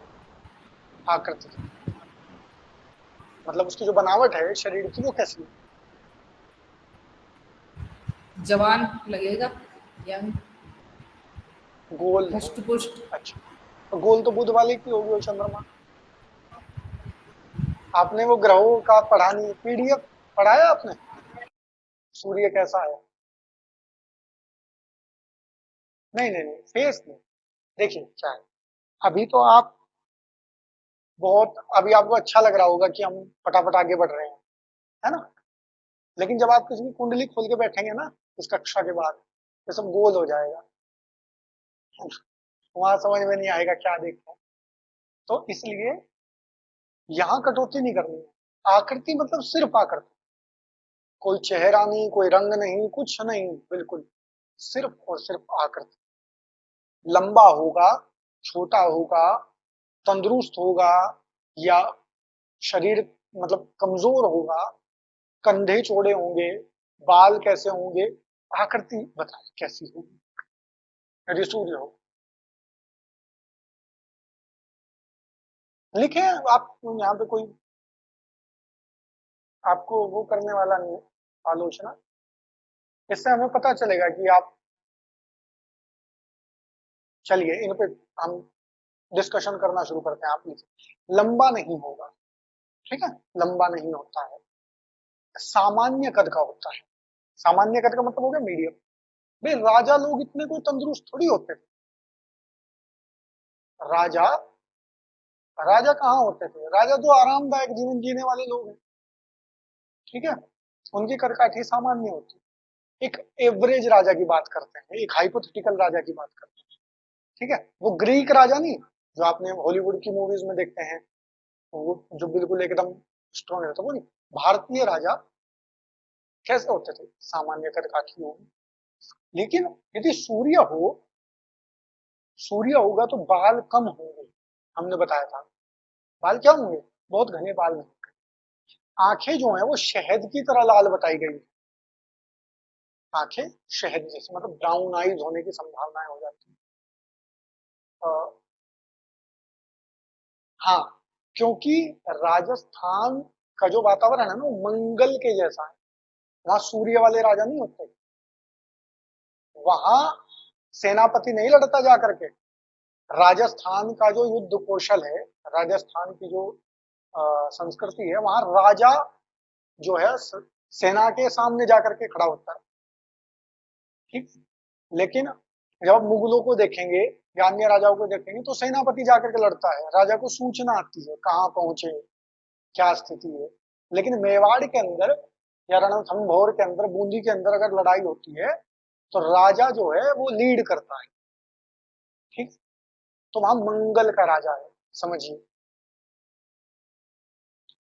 तो इसलिए सूर्य अगर लग्न में होगा, गोरा होगा, प्रभावशाली होगा, सुंदर होगा। ठीक है, और आकृति कैसी होगी? सामान्य आकृति होगी, कदकाठी उसकी सामान्य होगी। लेकिन यदि मंगल होगा तो कदकाठी कैसी होगी?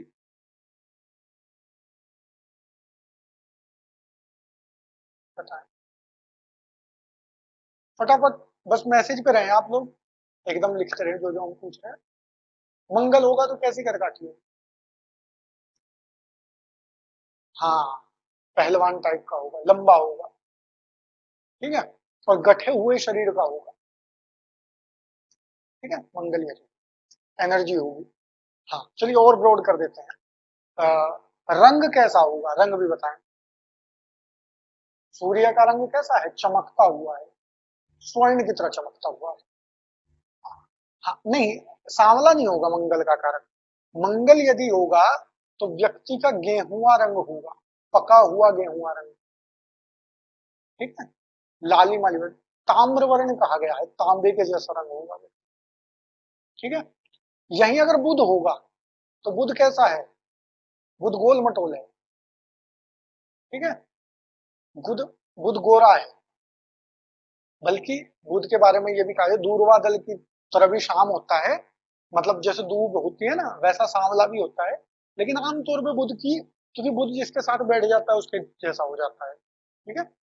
तो बुध आम गोल मटोल होता है और हसमुख होगा, ऐसी प्रवृत्ति होगी, हसमुख। चंद्रमा कैसा होगा?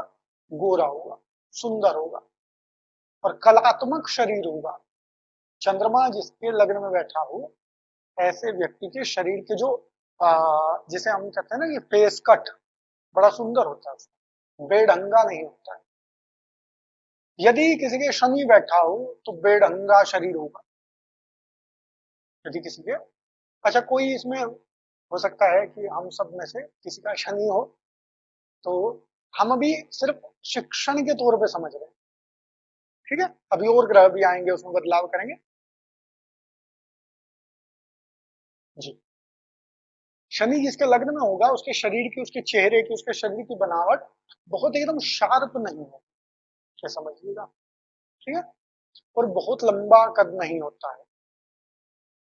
इसी के साथ साथ यदि किसी की लग्न में राहु हो तो ऐसा व्यक्ति बहुत स्ट्रोंग रहता है, ठीक है, शरीर तो सामान्य ही होगा लेकिन स्ट्रोंग रहेगा, बड़ा स्ट्रोंग रहेगा। केतु किसी के लग्न में हो, कृष्काय शरीर रहता है, कमजोर शरीर रहता है, बहुत मोटा ताजा नहीं होता। बृहस्पति होगा तो खूब हेल्दी होगा, ठीक है। और एक और चीज समझिएगा कि आपका शरीर यदि लग्न में कुछ ना हो तो फिर हम राशियों से बात करेंगे जब राशि पढ़ेंगे।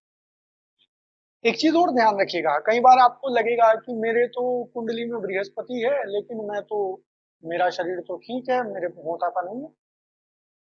तो ये समझिएगा जी, जो जिन लोगों के जीवन में मोटापा है या जिनका शरीर हेल्दी है, हो सकता है हमेशा से वो ऐसे ना रहे, बचपन में उनका शरीर दुर्बल रहा हो, फिर एक समय पे जाकर के बढ़ गया हो या बाद में घट गया हो, तो फिर वही रूल अप्लाई होगा। कैसा शरीर होगा ग्रह बताएगा, कब होगा दशा बताएगी, ठीक। तो दशा में जाकर के वो प्रभाव अपना पूर्ण रूप से देता है, ठीक है? इसके बाद और क्या बताएगा? रंग बताएगा, जैसे बताया है कि रंग बताएगा। उसके बाद यश और अपयश कितना मिलेगा आपके जीवन में बताएगा। सूर्य होगा तो खूब यशस्वी होंगे, मंगल होगा तो खूब सम्मान मिलेगा, शनि होगा तो डाउन टू अर्थ रहेंगे, सामान्य रहेंगे, ठीक है, राहु होगा तो अपमान होगा, है ना, केतु होगा तो भी अपमान की संभावना, अपयश मिलने की बड़ी संभावना होती है ऐसे व्यक्ति, ठीक है। तो यश एक अपयश प्रश्न है कितना मेरा, मिलेगा? एक प्रश्न है, जैसे आपने बोला उसके कि बाद अगर लगन में सूर्य होगा और उसकी राहु की दशा चलेगी तो मैसेज उसका प्रभाव। करें, अच्छा, हाँ मैसेज में पूछ, ठीक है। तो आपके पूर्वजों के बारे में पता चलता है कि आपके पूर्वजों की स्थिति कैसी थी आपके लग्न से। लग्न जितना स्ट्रोंग होगा, लग्न में अच्छा ग्रह होगा, बलिष्ठ ग्रह होगा, तो आपके पूर्वजों की स्थिति अच्छी होगी। लग्न अगर कमजोर होगा तो आपके पूर्वजों की स्थिति, शुक्र का कैसे होगा? बस शुक्र जैसा होता है, सुंदर, कलात्मक, कोमल शरीर, ठीक है। ऐसा व्यक्ति बहुत गठित शरीर वाला नहीं होता है, उसका शरीर कोमल होगा और गोरा रंग होगा, ठीक है, शुक्र यदि किसी के लग्न में हो। देखिए दशा पे चर्चा करेंगे, जब दशा पे चर्चा करेंगे ना, अभी तो सिर्फ दशा के बारे में बात कर रहे हैं बस, क्योंकि आप उलझ जाओगे। उसके बाद सुख दुख कितना मिलेगा जीवन में, जीवन में सुख दुख कितना मिलेगा, ये आपका लग्न बताएगा, ठीक है। उसके बाद आत्मविश्वास कितना हुआ आपके जीवन में, ये आपको आपका लग्न बताएगा। समझ गए, लग्न कैसे बताएगा ये समझिए आप। जो ग्रह जिस तरह की प्रवृत्ति का कारक होता है, वो उस भाव में जाकर के उस प्रवृत्ति को या तो बढ़ाएगा या घटाएगा, ठीक।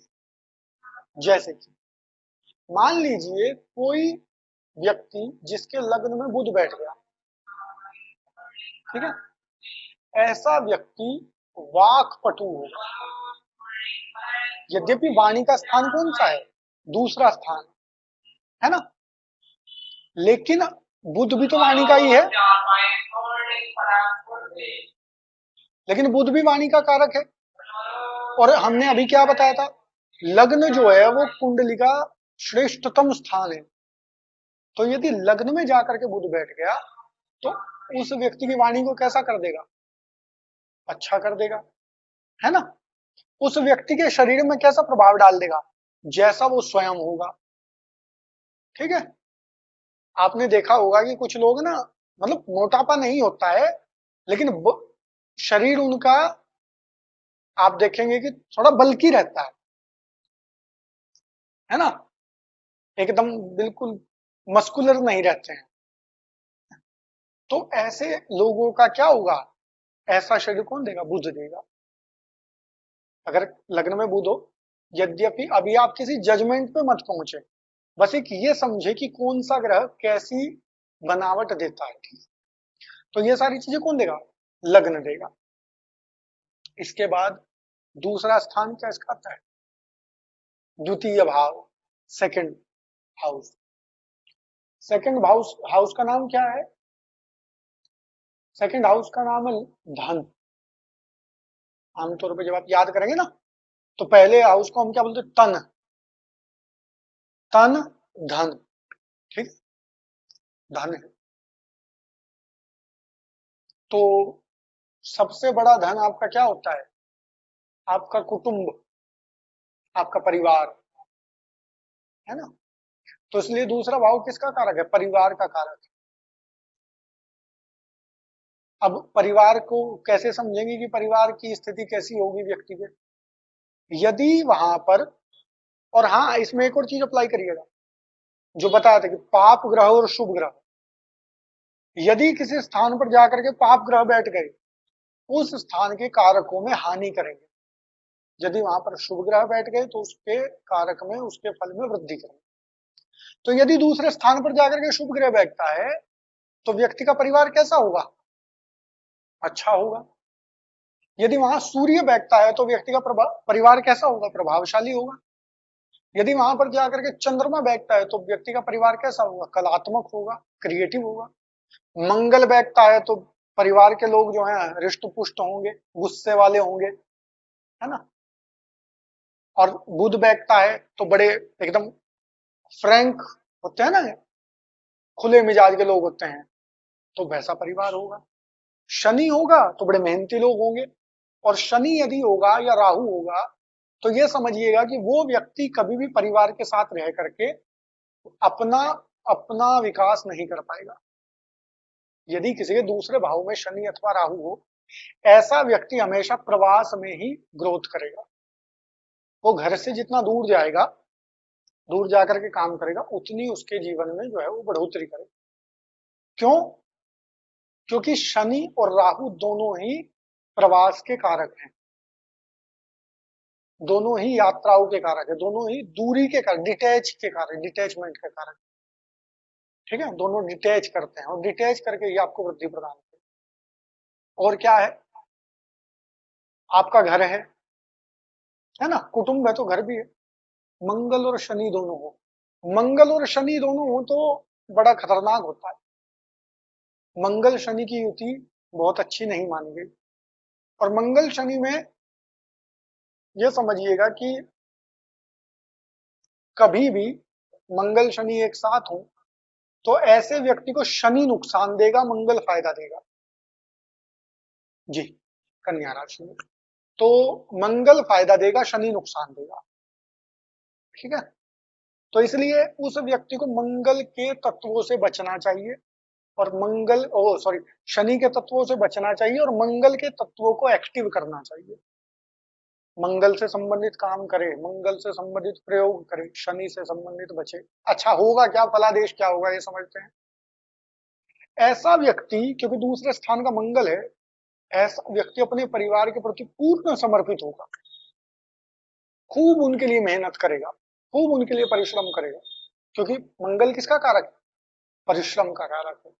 और मंगल क्या है? सेनापति है। सेनापति का प्रथम दायित्व क्या रहता है? रक्षा, अपने साम्राज्य की, अपने घर की रक्षा करना, चाहे उसे बलिदान करना पड़े, अपना रक्षा करेगा, खूब मेहनत करेगा। लेकिन शनि वहां होने के कारण उसे क्रेडिट मिलने में बड़ी समस्या होगी। ठीक है, उसे उतनी ज्यादा उसका यश नहीं मिलेगा, या जिसे कहते हैं रिटर्न मिलना, वो नहीं मिल पाएगा कुटुंब से। और एक समय पे ऐसा व्यक्ति अपने आप को अलग थलग महसूस करता है कुटुंब से।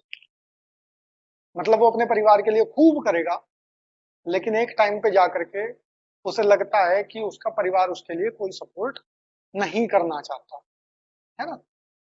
तो डिटैच फील करेगा। भाई शनि अपना काम करेगा क्या? डिटैच कर देगा। कब करेगा? अपनी दशा में। मंगल मेहनत कब कराएगा? अपनी दशा में। ठीक है, उसके बाद राइट आई है, दाई आंख है। किसी व्यक्ति की कुंडली में दूसरे भाव में पीड़ित राहु हो, पीड़ित शनि हो, और राइट आई का, आंखों का कारक कौन है? आंखों का कारक कौन सा ग्रह है? बताएं, लिखें। सूर्य है। और हाँ, और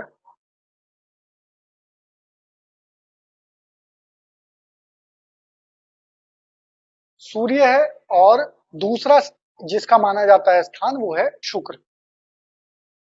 ठीक, दूसरा स्थान किसका है? शुक्र का है। शुक्र और सूर्य आंखों के कारक हैं। ठीक है, तो यदि किसी की कुंडली में सूर्य शुक्र कमजोर हो और दूसरा हाउस जो है, दूसरा भाव वो पीड़ित हो, तो समझिएगा कि उस व्यक्ति की राइट आई जो है उसमें दिक्कत होगी। कब होगी? जब दशा आएगी, है ना। या तो द्वितीय की दशा आए, या अगर सूर्य पीड़ित होगा तो सूर्य की दशा आए, तो उसकी दाईं आंख में दिक्कत आएगी। ठीक है, और इसके बाद आता है वाणी। ये सबसे मुख्य है। किसी व्यक्ति की वाणी कैसी है आप दूसरे भाव से पता कर लेंगे और बुध से पता करेंगे। दूसरा भाव यदि अच्छा है, दूसरा भाव स्ट्रॉन्ग है, तो व्यक्ति की वाणी बड़ी अच्छी रहेगी। अच्छी का मतलब क्या होता है आप समझिए। अब यहां से आप कैलकुलेशन करना सीखिए। यदि दूसरे भाव में सूर्य हो तो व्यक्ति प्रभावशाली बोलेगा। यदि दूसरे भाव में चंद्रमा हो तो व्यक्ति सुंदर बोलेगा। यदि दूसरे भाव में मंगल हो तो व्यक्ति जो है ऐसा बोलेगा कि दूसरे को सुन के बुरा लगेगा। ठीक है, यदि दूसरे भाव में बुध हो तो बड़ा हंसमुख होगा, मजाक करेगा। बृहस्पति हो तो गंभीर बात करेगा। शुक्र हो तो ऐसी बात करेगा कि सुनने में बहुत सुंदर लगेगा। सुंदर का मतलब है एक आकर्षण लगेगा उसकी बातों में। शनि हो तो बिल्कुल एकदम काम की बात करेगा, कम बात करता है, मृदुभाषी। ठीक है, काम की बात करता है। राहु होगा तो मतलब कड़वी बात बोलेगा। ठीक है, और लेकिन जिस व्यक्ति की कुंडली में दूसरे स्थान का राहु हो और उसका बुध अच्छा हो, ऐसा व्यक्ति दूसरों से जो चाहे वो मनवा ले। होता है ना कि कोई बातों में उलझा लेता है, ऐसे लोग बहुत अच्छे सेल्समैन बनते हैं। सेल्समैन को क्या चाहिए कि जिस वस्तु की आवश्यकता आपको नहीं भी है, वो व्यक्ति को आपको वो वस्तु बेच जाएगा। किससे? सिर्फ वाणी से। गुरु चांडाल योग बनता है बृहस्पति और राहु का एक साथ, बताएं। तो राहु क्या है? राहु है भ्रम, वाणी का भ्रम। भ्रम बताया था ना, भ्रमात्मक है, तो भ्रमित कर देगा आपको वाणी से, ठीक है। तो साथ में बृहस्पति हो तो गुरु चांडाल योग बनता है। ऐसा व्यक्ति आपको सीधे सीधे लूटना कहते हैं, जिसे बातों में फंसा करके कि हाँ, अपनी बातों में उलझा करके आपसे ले लिए 1,00,000-2,00,000, फिर आप उसके चक्कर काटते रहो, है ना। तो गुरु चांडाल योग वैसा है। अपने पे मत लीजिएगा, जिसका भी हो, बार बार कह रहे हैं। कभी आप, कारण क्या होता है कि ज्योतिष पढ़ते समय, जब हमने भी पढ़ा था पहली बार, तो हम जब उस पे व्हाइट बोर्ड पे पढ़ते थे तो हमें ये लगता था कि हमारे जीवन में सारे दोष हैं। जितने दोष बताए जाते हैं, जितनी बुरी बुरी बातें बताई जाती हैं, वो सब हमारी कुंडली में है। और राजयोग जब भी वो पढ़ाते थे तो हम बड़ी एक मतलब जिज्ञा उत्कंठा से बैठते थे कि अच्छा ये वाला होगा क्या, लेकिन वो ही नहीं होता था। राजयोग कोई नहीं होता, बुरी चीजें सारी हमें कनेक्ट करती हैं। ये मत समझिएगा कि आपकी कुंडली में ये जैसा हम बता रहे वैसा ही है। अभी तो आपको राशियां पढ़नी है, अभी तो आपको दृष्टियां पढ़नी है, अभी तो आपको ये समझना है कि नीच का बृहस्पति भी व्यक्ति के जीवन में ऐसे कष्ट ला सकता है जो राहु केतु नहीं ला सकते। सॉरी, उच्च का बृहस्पति, उच्च का बृहस्पति, कर्क का बृहस्पति बड़ा खतरनाक होता है। आमतौर पर हम सुनते हैं ना कि इसके 3 ग्रह उच्च के हैं, लेकिन यदि किसी की कुंडली में गलत स्थान पर उच्च का बृहस्पति बैठा हो तो ऐसा व्यक्ति खुद भी मरेगा और हजारों लोगों को लेकर के मरेगा। कैसे? ऐसा व्यक्ति राम रहीम बन जाता है, ऐसा व्यक्ति रामपाल बन जाता है। बहुत बुद्धि है, तर्क शक्ति एकदम, 1,00,000 लोगों को डील कर सकता है बैठ करके। मतलब कई कई लाख लोगों की सभाएं।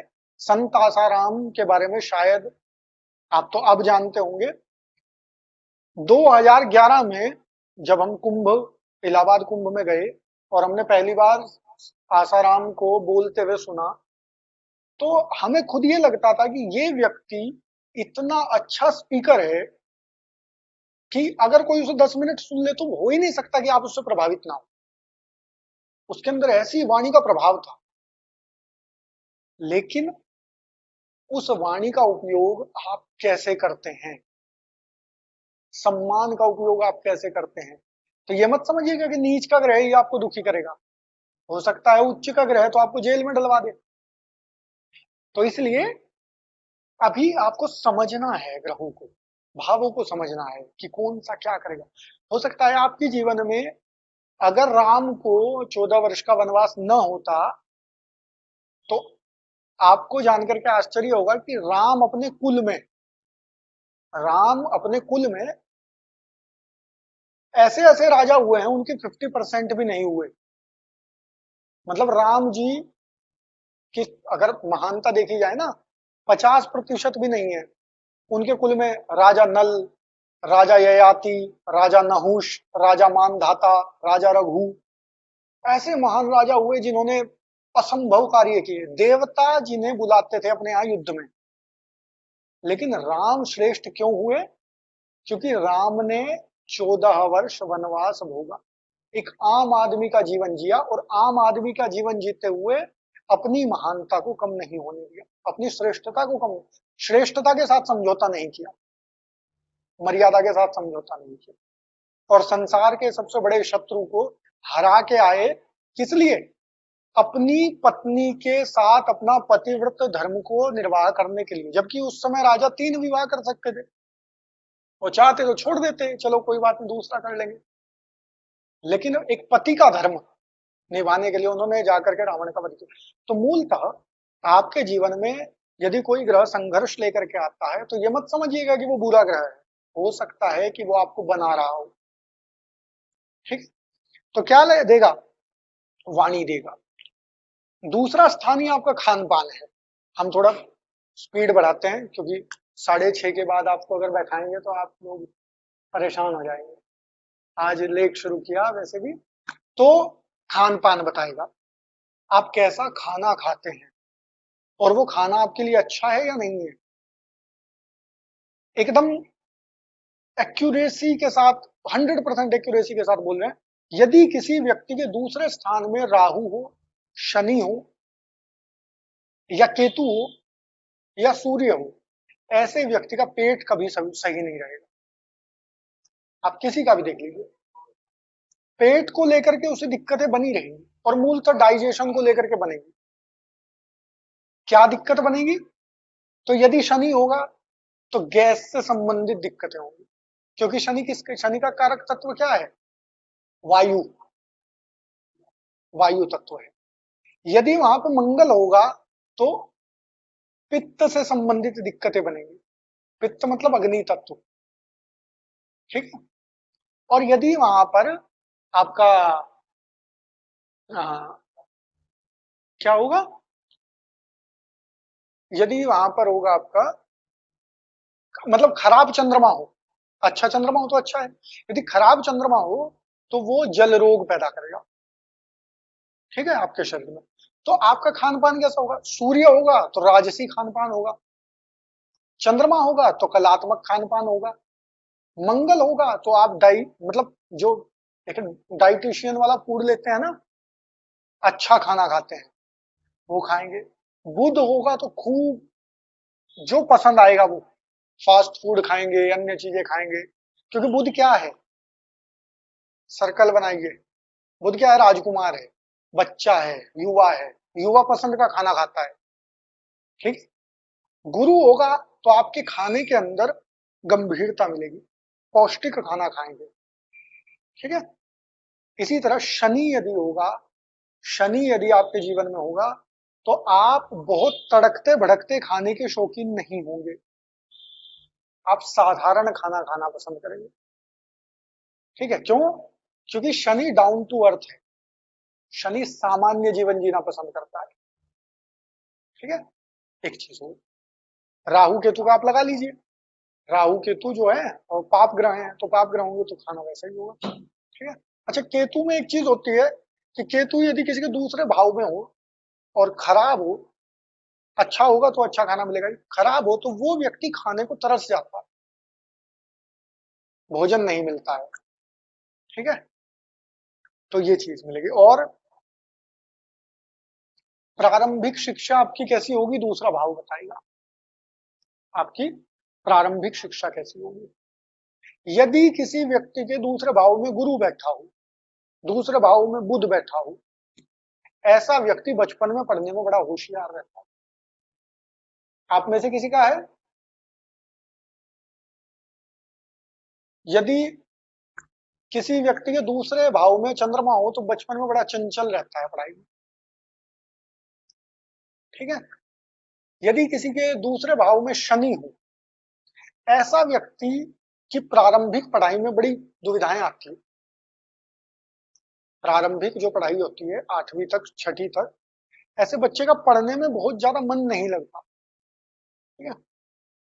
और यदि मंगल हो तो वो व्यक्ति मतलब जबरदस्ती पढ़ता है, ठीक है। लेकिन उसमें भी ये है कि यदि वो कहीं ना कहीं गुरु से संबंधित होगा तो मेहनती हो जाएगा पढ़ने में, यदि वो शनि से संबंधित हो जाएगा तो फिर वो और ज्यादा उसका मन कटेगा पढ़ने से, उसका मन पढ़ाई में नहीं लगता है। ऐसा नहीं वो बेवकूफ होता है, जिसके दूसरे स्थान का शनि होगा या मंगल हो, बड़ा मेहनती होगा और अपने काम में मेहनती होगा। जिसके दूसरे स्थान में शनि होगा वो व्यक्ति स्किल डेवलपमेंट में बड़ा एकदम श्रेष्ठ होता है, कोई भी चीज सीखना उसके लिए बहुत आसान है, वो नई चीजों को बड़ा जल्दी सीखता है, ठीक है। समझ बहुत अच्छी होती है, लेकिन जो एकेडमिक पढ़ाई है उसमें बहुत ज्यादा उसका मन नहीं होता है, ठीक है। और दूसरा क्या बताएगा? संपत्ति। संपत्ति का अर्थ क्या है? हमने पहला इस भाव का नाम क्या बताया था हमने? इस भाव का नाम क्या बताया था? धन। तो धन की तो बात अभी तक की ही नहीं, है ना। तो धन कौन सा धन होगा? आप कुंडली में 4 स्थान होते हैं धन के। पहला स्थान होता है आपका दूसरा भाव, दूसरा स्थान होता है आपका चतुर्थ भाव, तीसरा स्थान होता है आपका 10वां भाव और चौथा स्थान होता है आपका 11वां भाव। चारों में अलग अलग प्रकार का धन है। दूसरे स्थान में वो धन है जो आपकी जेब में है, ठीक है, आपकी जेब का धन। एक कहावत है संस्कृत की कि पुस्तकेषु या विद्या पर हस्तगतम धनम। किताब में जो विद्या है वो और दूसरे के हाथ में गया हुआ धन समय पे काम नहीं आता।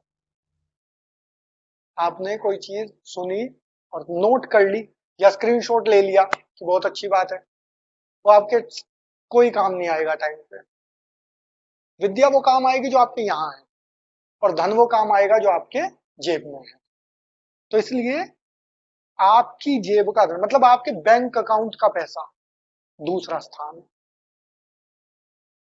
आपकी जो संपत्ति है, ऐसी संपत्ति जिसे आप बेच सकते हो, जो आपके हाथ में हो, आप गोल्ड ज्वेलरी, ऐसी संपत्ति नहीं कि आपकी पत्नी का आभूषण है, आपके पति का आभूषण है, उसे आप बेच ही नहीं सकते, है ना, वो नहीं जुड़ेगा इसमें। ऐसा धन जिसे आप लिक्विडिटी में चेंज कर सकते हो, उसका आप इस्तेमाल कर सकते हो, वैसा धन आपका दूसरा भाव बताएगा। कैसे बताएगा? यदि आपके दूसरे भाव में शुभ ग्रह होंगे तो ऐसा व्यक्ति सेविंग्स बहुत अच्छी करता है। अगर आपके दूसरे भाव में अशुभ ग्रह हैं, पाप ग्रह हैं, ऐसे व्यक्ति सेविंग्स नहीं कर पाते। ऐसे व्यक्ति के पास आपको 10 मकान मिल जाएंगे, जेब में 10 रुपए मुश्किल होंगे मिलेंगे, ठीक है। तो इसलिए दूसरे भाव को आप देखेंगे कि दूसरा भाव कैसा है। दूसरे भाव में बृहस्पति है तो और अच्छी गंभीरता होगी धन को सहेजने में। दूसरे भाव में राहु होगा तो लुटाएगा व्यक्ति, जितना जेब में आ जाएगा सब खो देगा। दूसरे भाव में शनि होगा तो बेसिक जरूरतें इतनी होंगी कि बचा नहीं पाएगा। जो निजी जरूरतें हैं वो इतनी ज्यादा हो जाएंगी कि जितना आएगा उससे ज्यादा खपत होगी, ठीक है। दूसरे भाव का मंगल होगा तो बहुत तरसा देगा पैसे को, पैसा आने में बड़ी मुश्किल होगी, बहुत संघर्ष कराएगा पैसा, ठीक है, जेब में आने में। पहले स्थान का सूर्य होगा तो वह ऐसा व्यक्ति पैसा रखता है दिखाने के लिए, है ना, आभूषण वगैरह पहनता है ताकि उसका दिखे कि उसके पास पैसा है, ठीक है। वहां बुध होगा तो ऐसा व्यक्ति बहुत अच्छा व्यापारी, मतलब अगर वहां बुध हुआ तो समझ लीजिए पैसे बहुत होंगे लेकिन कहेगा कि कुछ नहीं है, ठीक है। जो बड़े बड़े लाला होते हैं जो दिखते नहीं है कि इनके पास होंगे, तो उनका बुध आप देखिएगा दूसरे स्थान में बुध मिलेगा, ठीक है, या बुध दूसरे स्थान से कनेक्ट मिलेगा। तो संपत्ति का है। तीसरा भाव और पढ़ लेते हैं, है ना, 5 मिनट है हमारे पास। और यदि आप चाहें तो इससे प्रश्नोत्तर कर सकते हैं, यदि चाहें तो हम तीसरा भाव कंप्लीट कर सकते हैं। बताइए एक बार मैसेज से बताएं अगर इससे सवाल करना। वैसे सवाल आप बीच बीच में पूछ ही रहे हैं तो कहें तो 3 भाव आज कंप्लीट कर देते हैं। एक बार प्रत्युत्तर दे दें आप।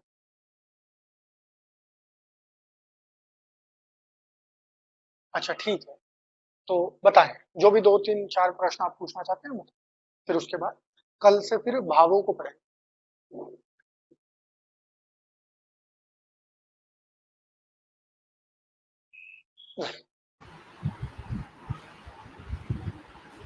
जी अनुराधा जी सवाल करें।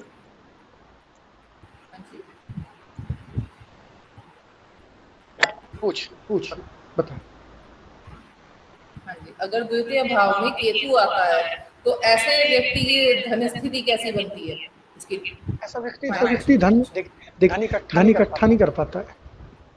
ऐसा व्यक्ति सेविंग्स नहीं कर पाता है और धन भी बहुत कम जैसे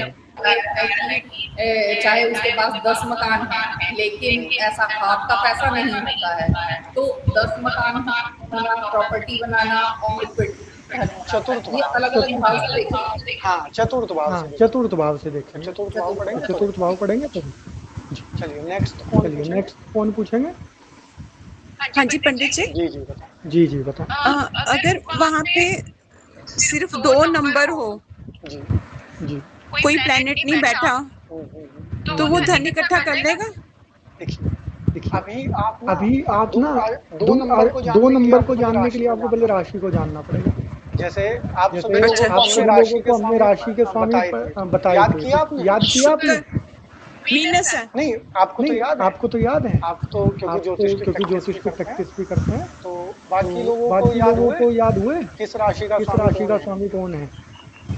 यदि मैं कहूंगा कि दूसरे भाव में जिसकी में वृष जिसकी वृष राशि उसके होगी, उसके पास खूब धन आएगा अपनी दशा में, आप कनेक्ट नहीं कर पाएंगे। क्यों? क्योंकि आपको ये नहीं पता होगा कि दूसरी राशि का स्वामी कौन है।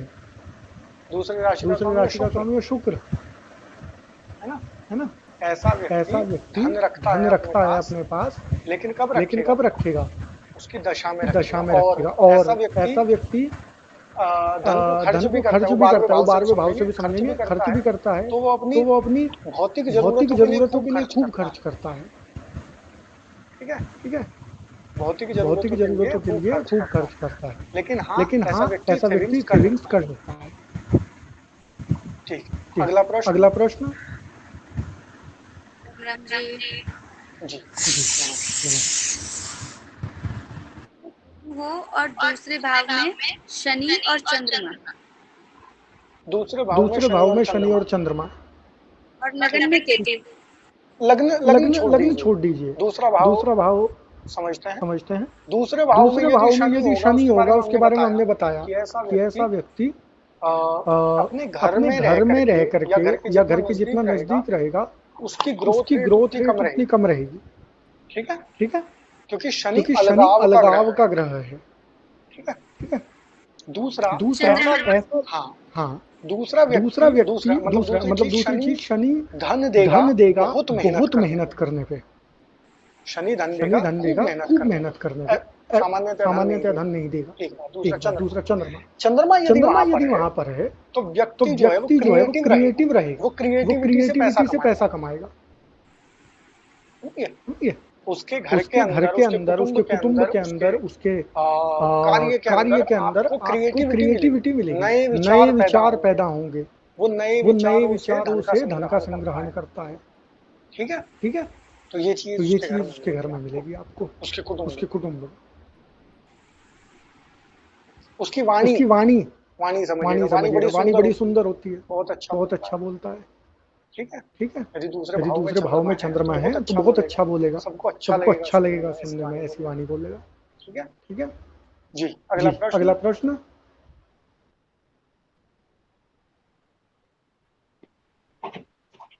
ये क्या मतलब जो बर्थ प्लेस है उसे मानेंगे हम घर? जो बर्थ प्लेस है, बर्थ प्लेस हाँ नहीं बर्थ नहीं, जहाँ आप रहते हैं, मतलब जो आपका पैतृक आवास है। जैसे आपने कहा कि अगर लड़की की शादी होकर के वो अपने बर्थ प्लेस से दूर चली जाए, है ना, तो क्या माने?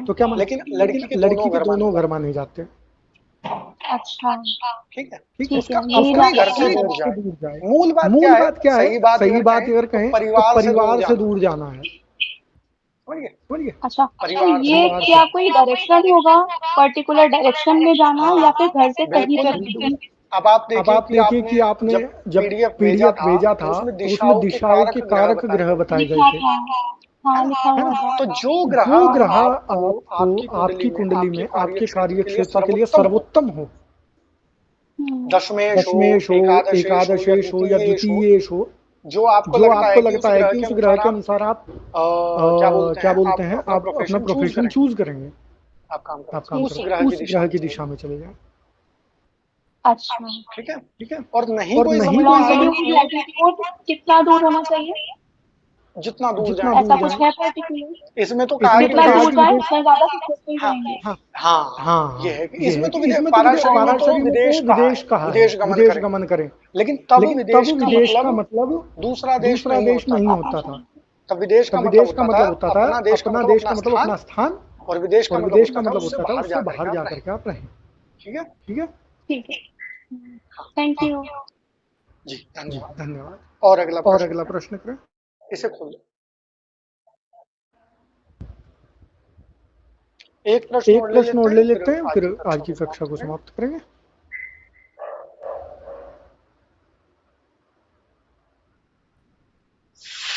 चलिए, हमें लगता है सभी लोग संतुष्ट हैं। इसके बाद आज हमने कल भी कहा था, कल किसी ने नहीं भेजा। आज जरूर करें कि एक तो जो पीडीएफ आपको भेजे गए हैं उन पीडीएफ को आप लोग पढ़ें। और दूसरा, आपकी कुंडली में 2 भाव हम लोग आज पढ़ चुके। दोनों भावों से संबंधित आप अपनी कुंडली में या किसी एक कुंडली को चयनित कर लें जिस पे आपको अध्ययन करना है, प्रयोग करना है। उस कुंडली के दोनों भावों को देखें। ये देखें कि उन दोनों भावों में कौन से ग्रह हैं, या अगर किसी वो कुंडली ऐसी है उसके 2 भावों में कोई ग्रह ना हो, कोई और कुंडली ले लें, उसके दोनों भाव देखें और फिर ये देखें कि उनके जीवन में वैसा प्रभाव दिख रहा है या नहीं दिख रहा है। ठीक है, तो ये आपके लिए एक प्रयोग है। पीडीएफ पढ़ें और कल हम लोग जब चर्चा करेंगे आप लोग भाव पढ़ के आएंगे और भावों के कारक पढ़ के आएंगे। आज उसका पीडीएफ भेजा था। और राशियों के स्वामी पढ़ के आएंगे। राशियों के स्वामी कम से कम याद कर लें। ठीक।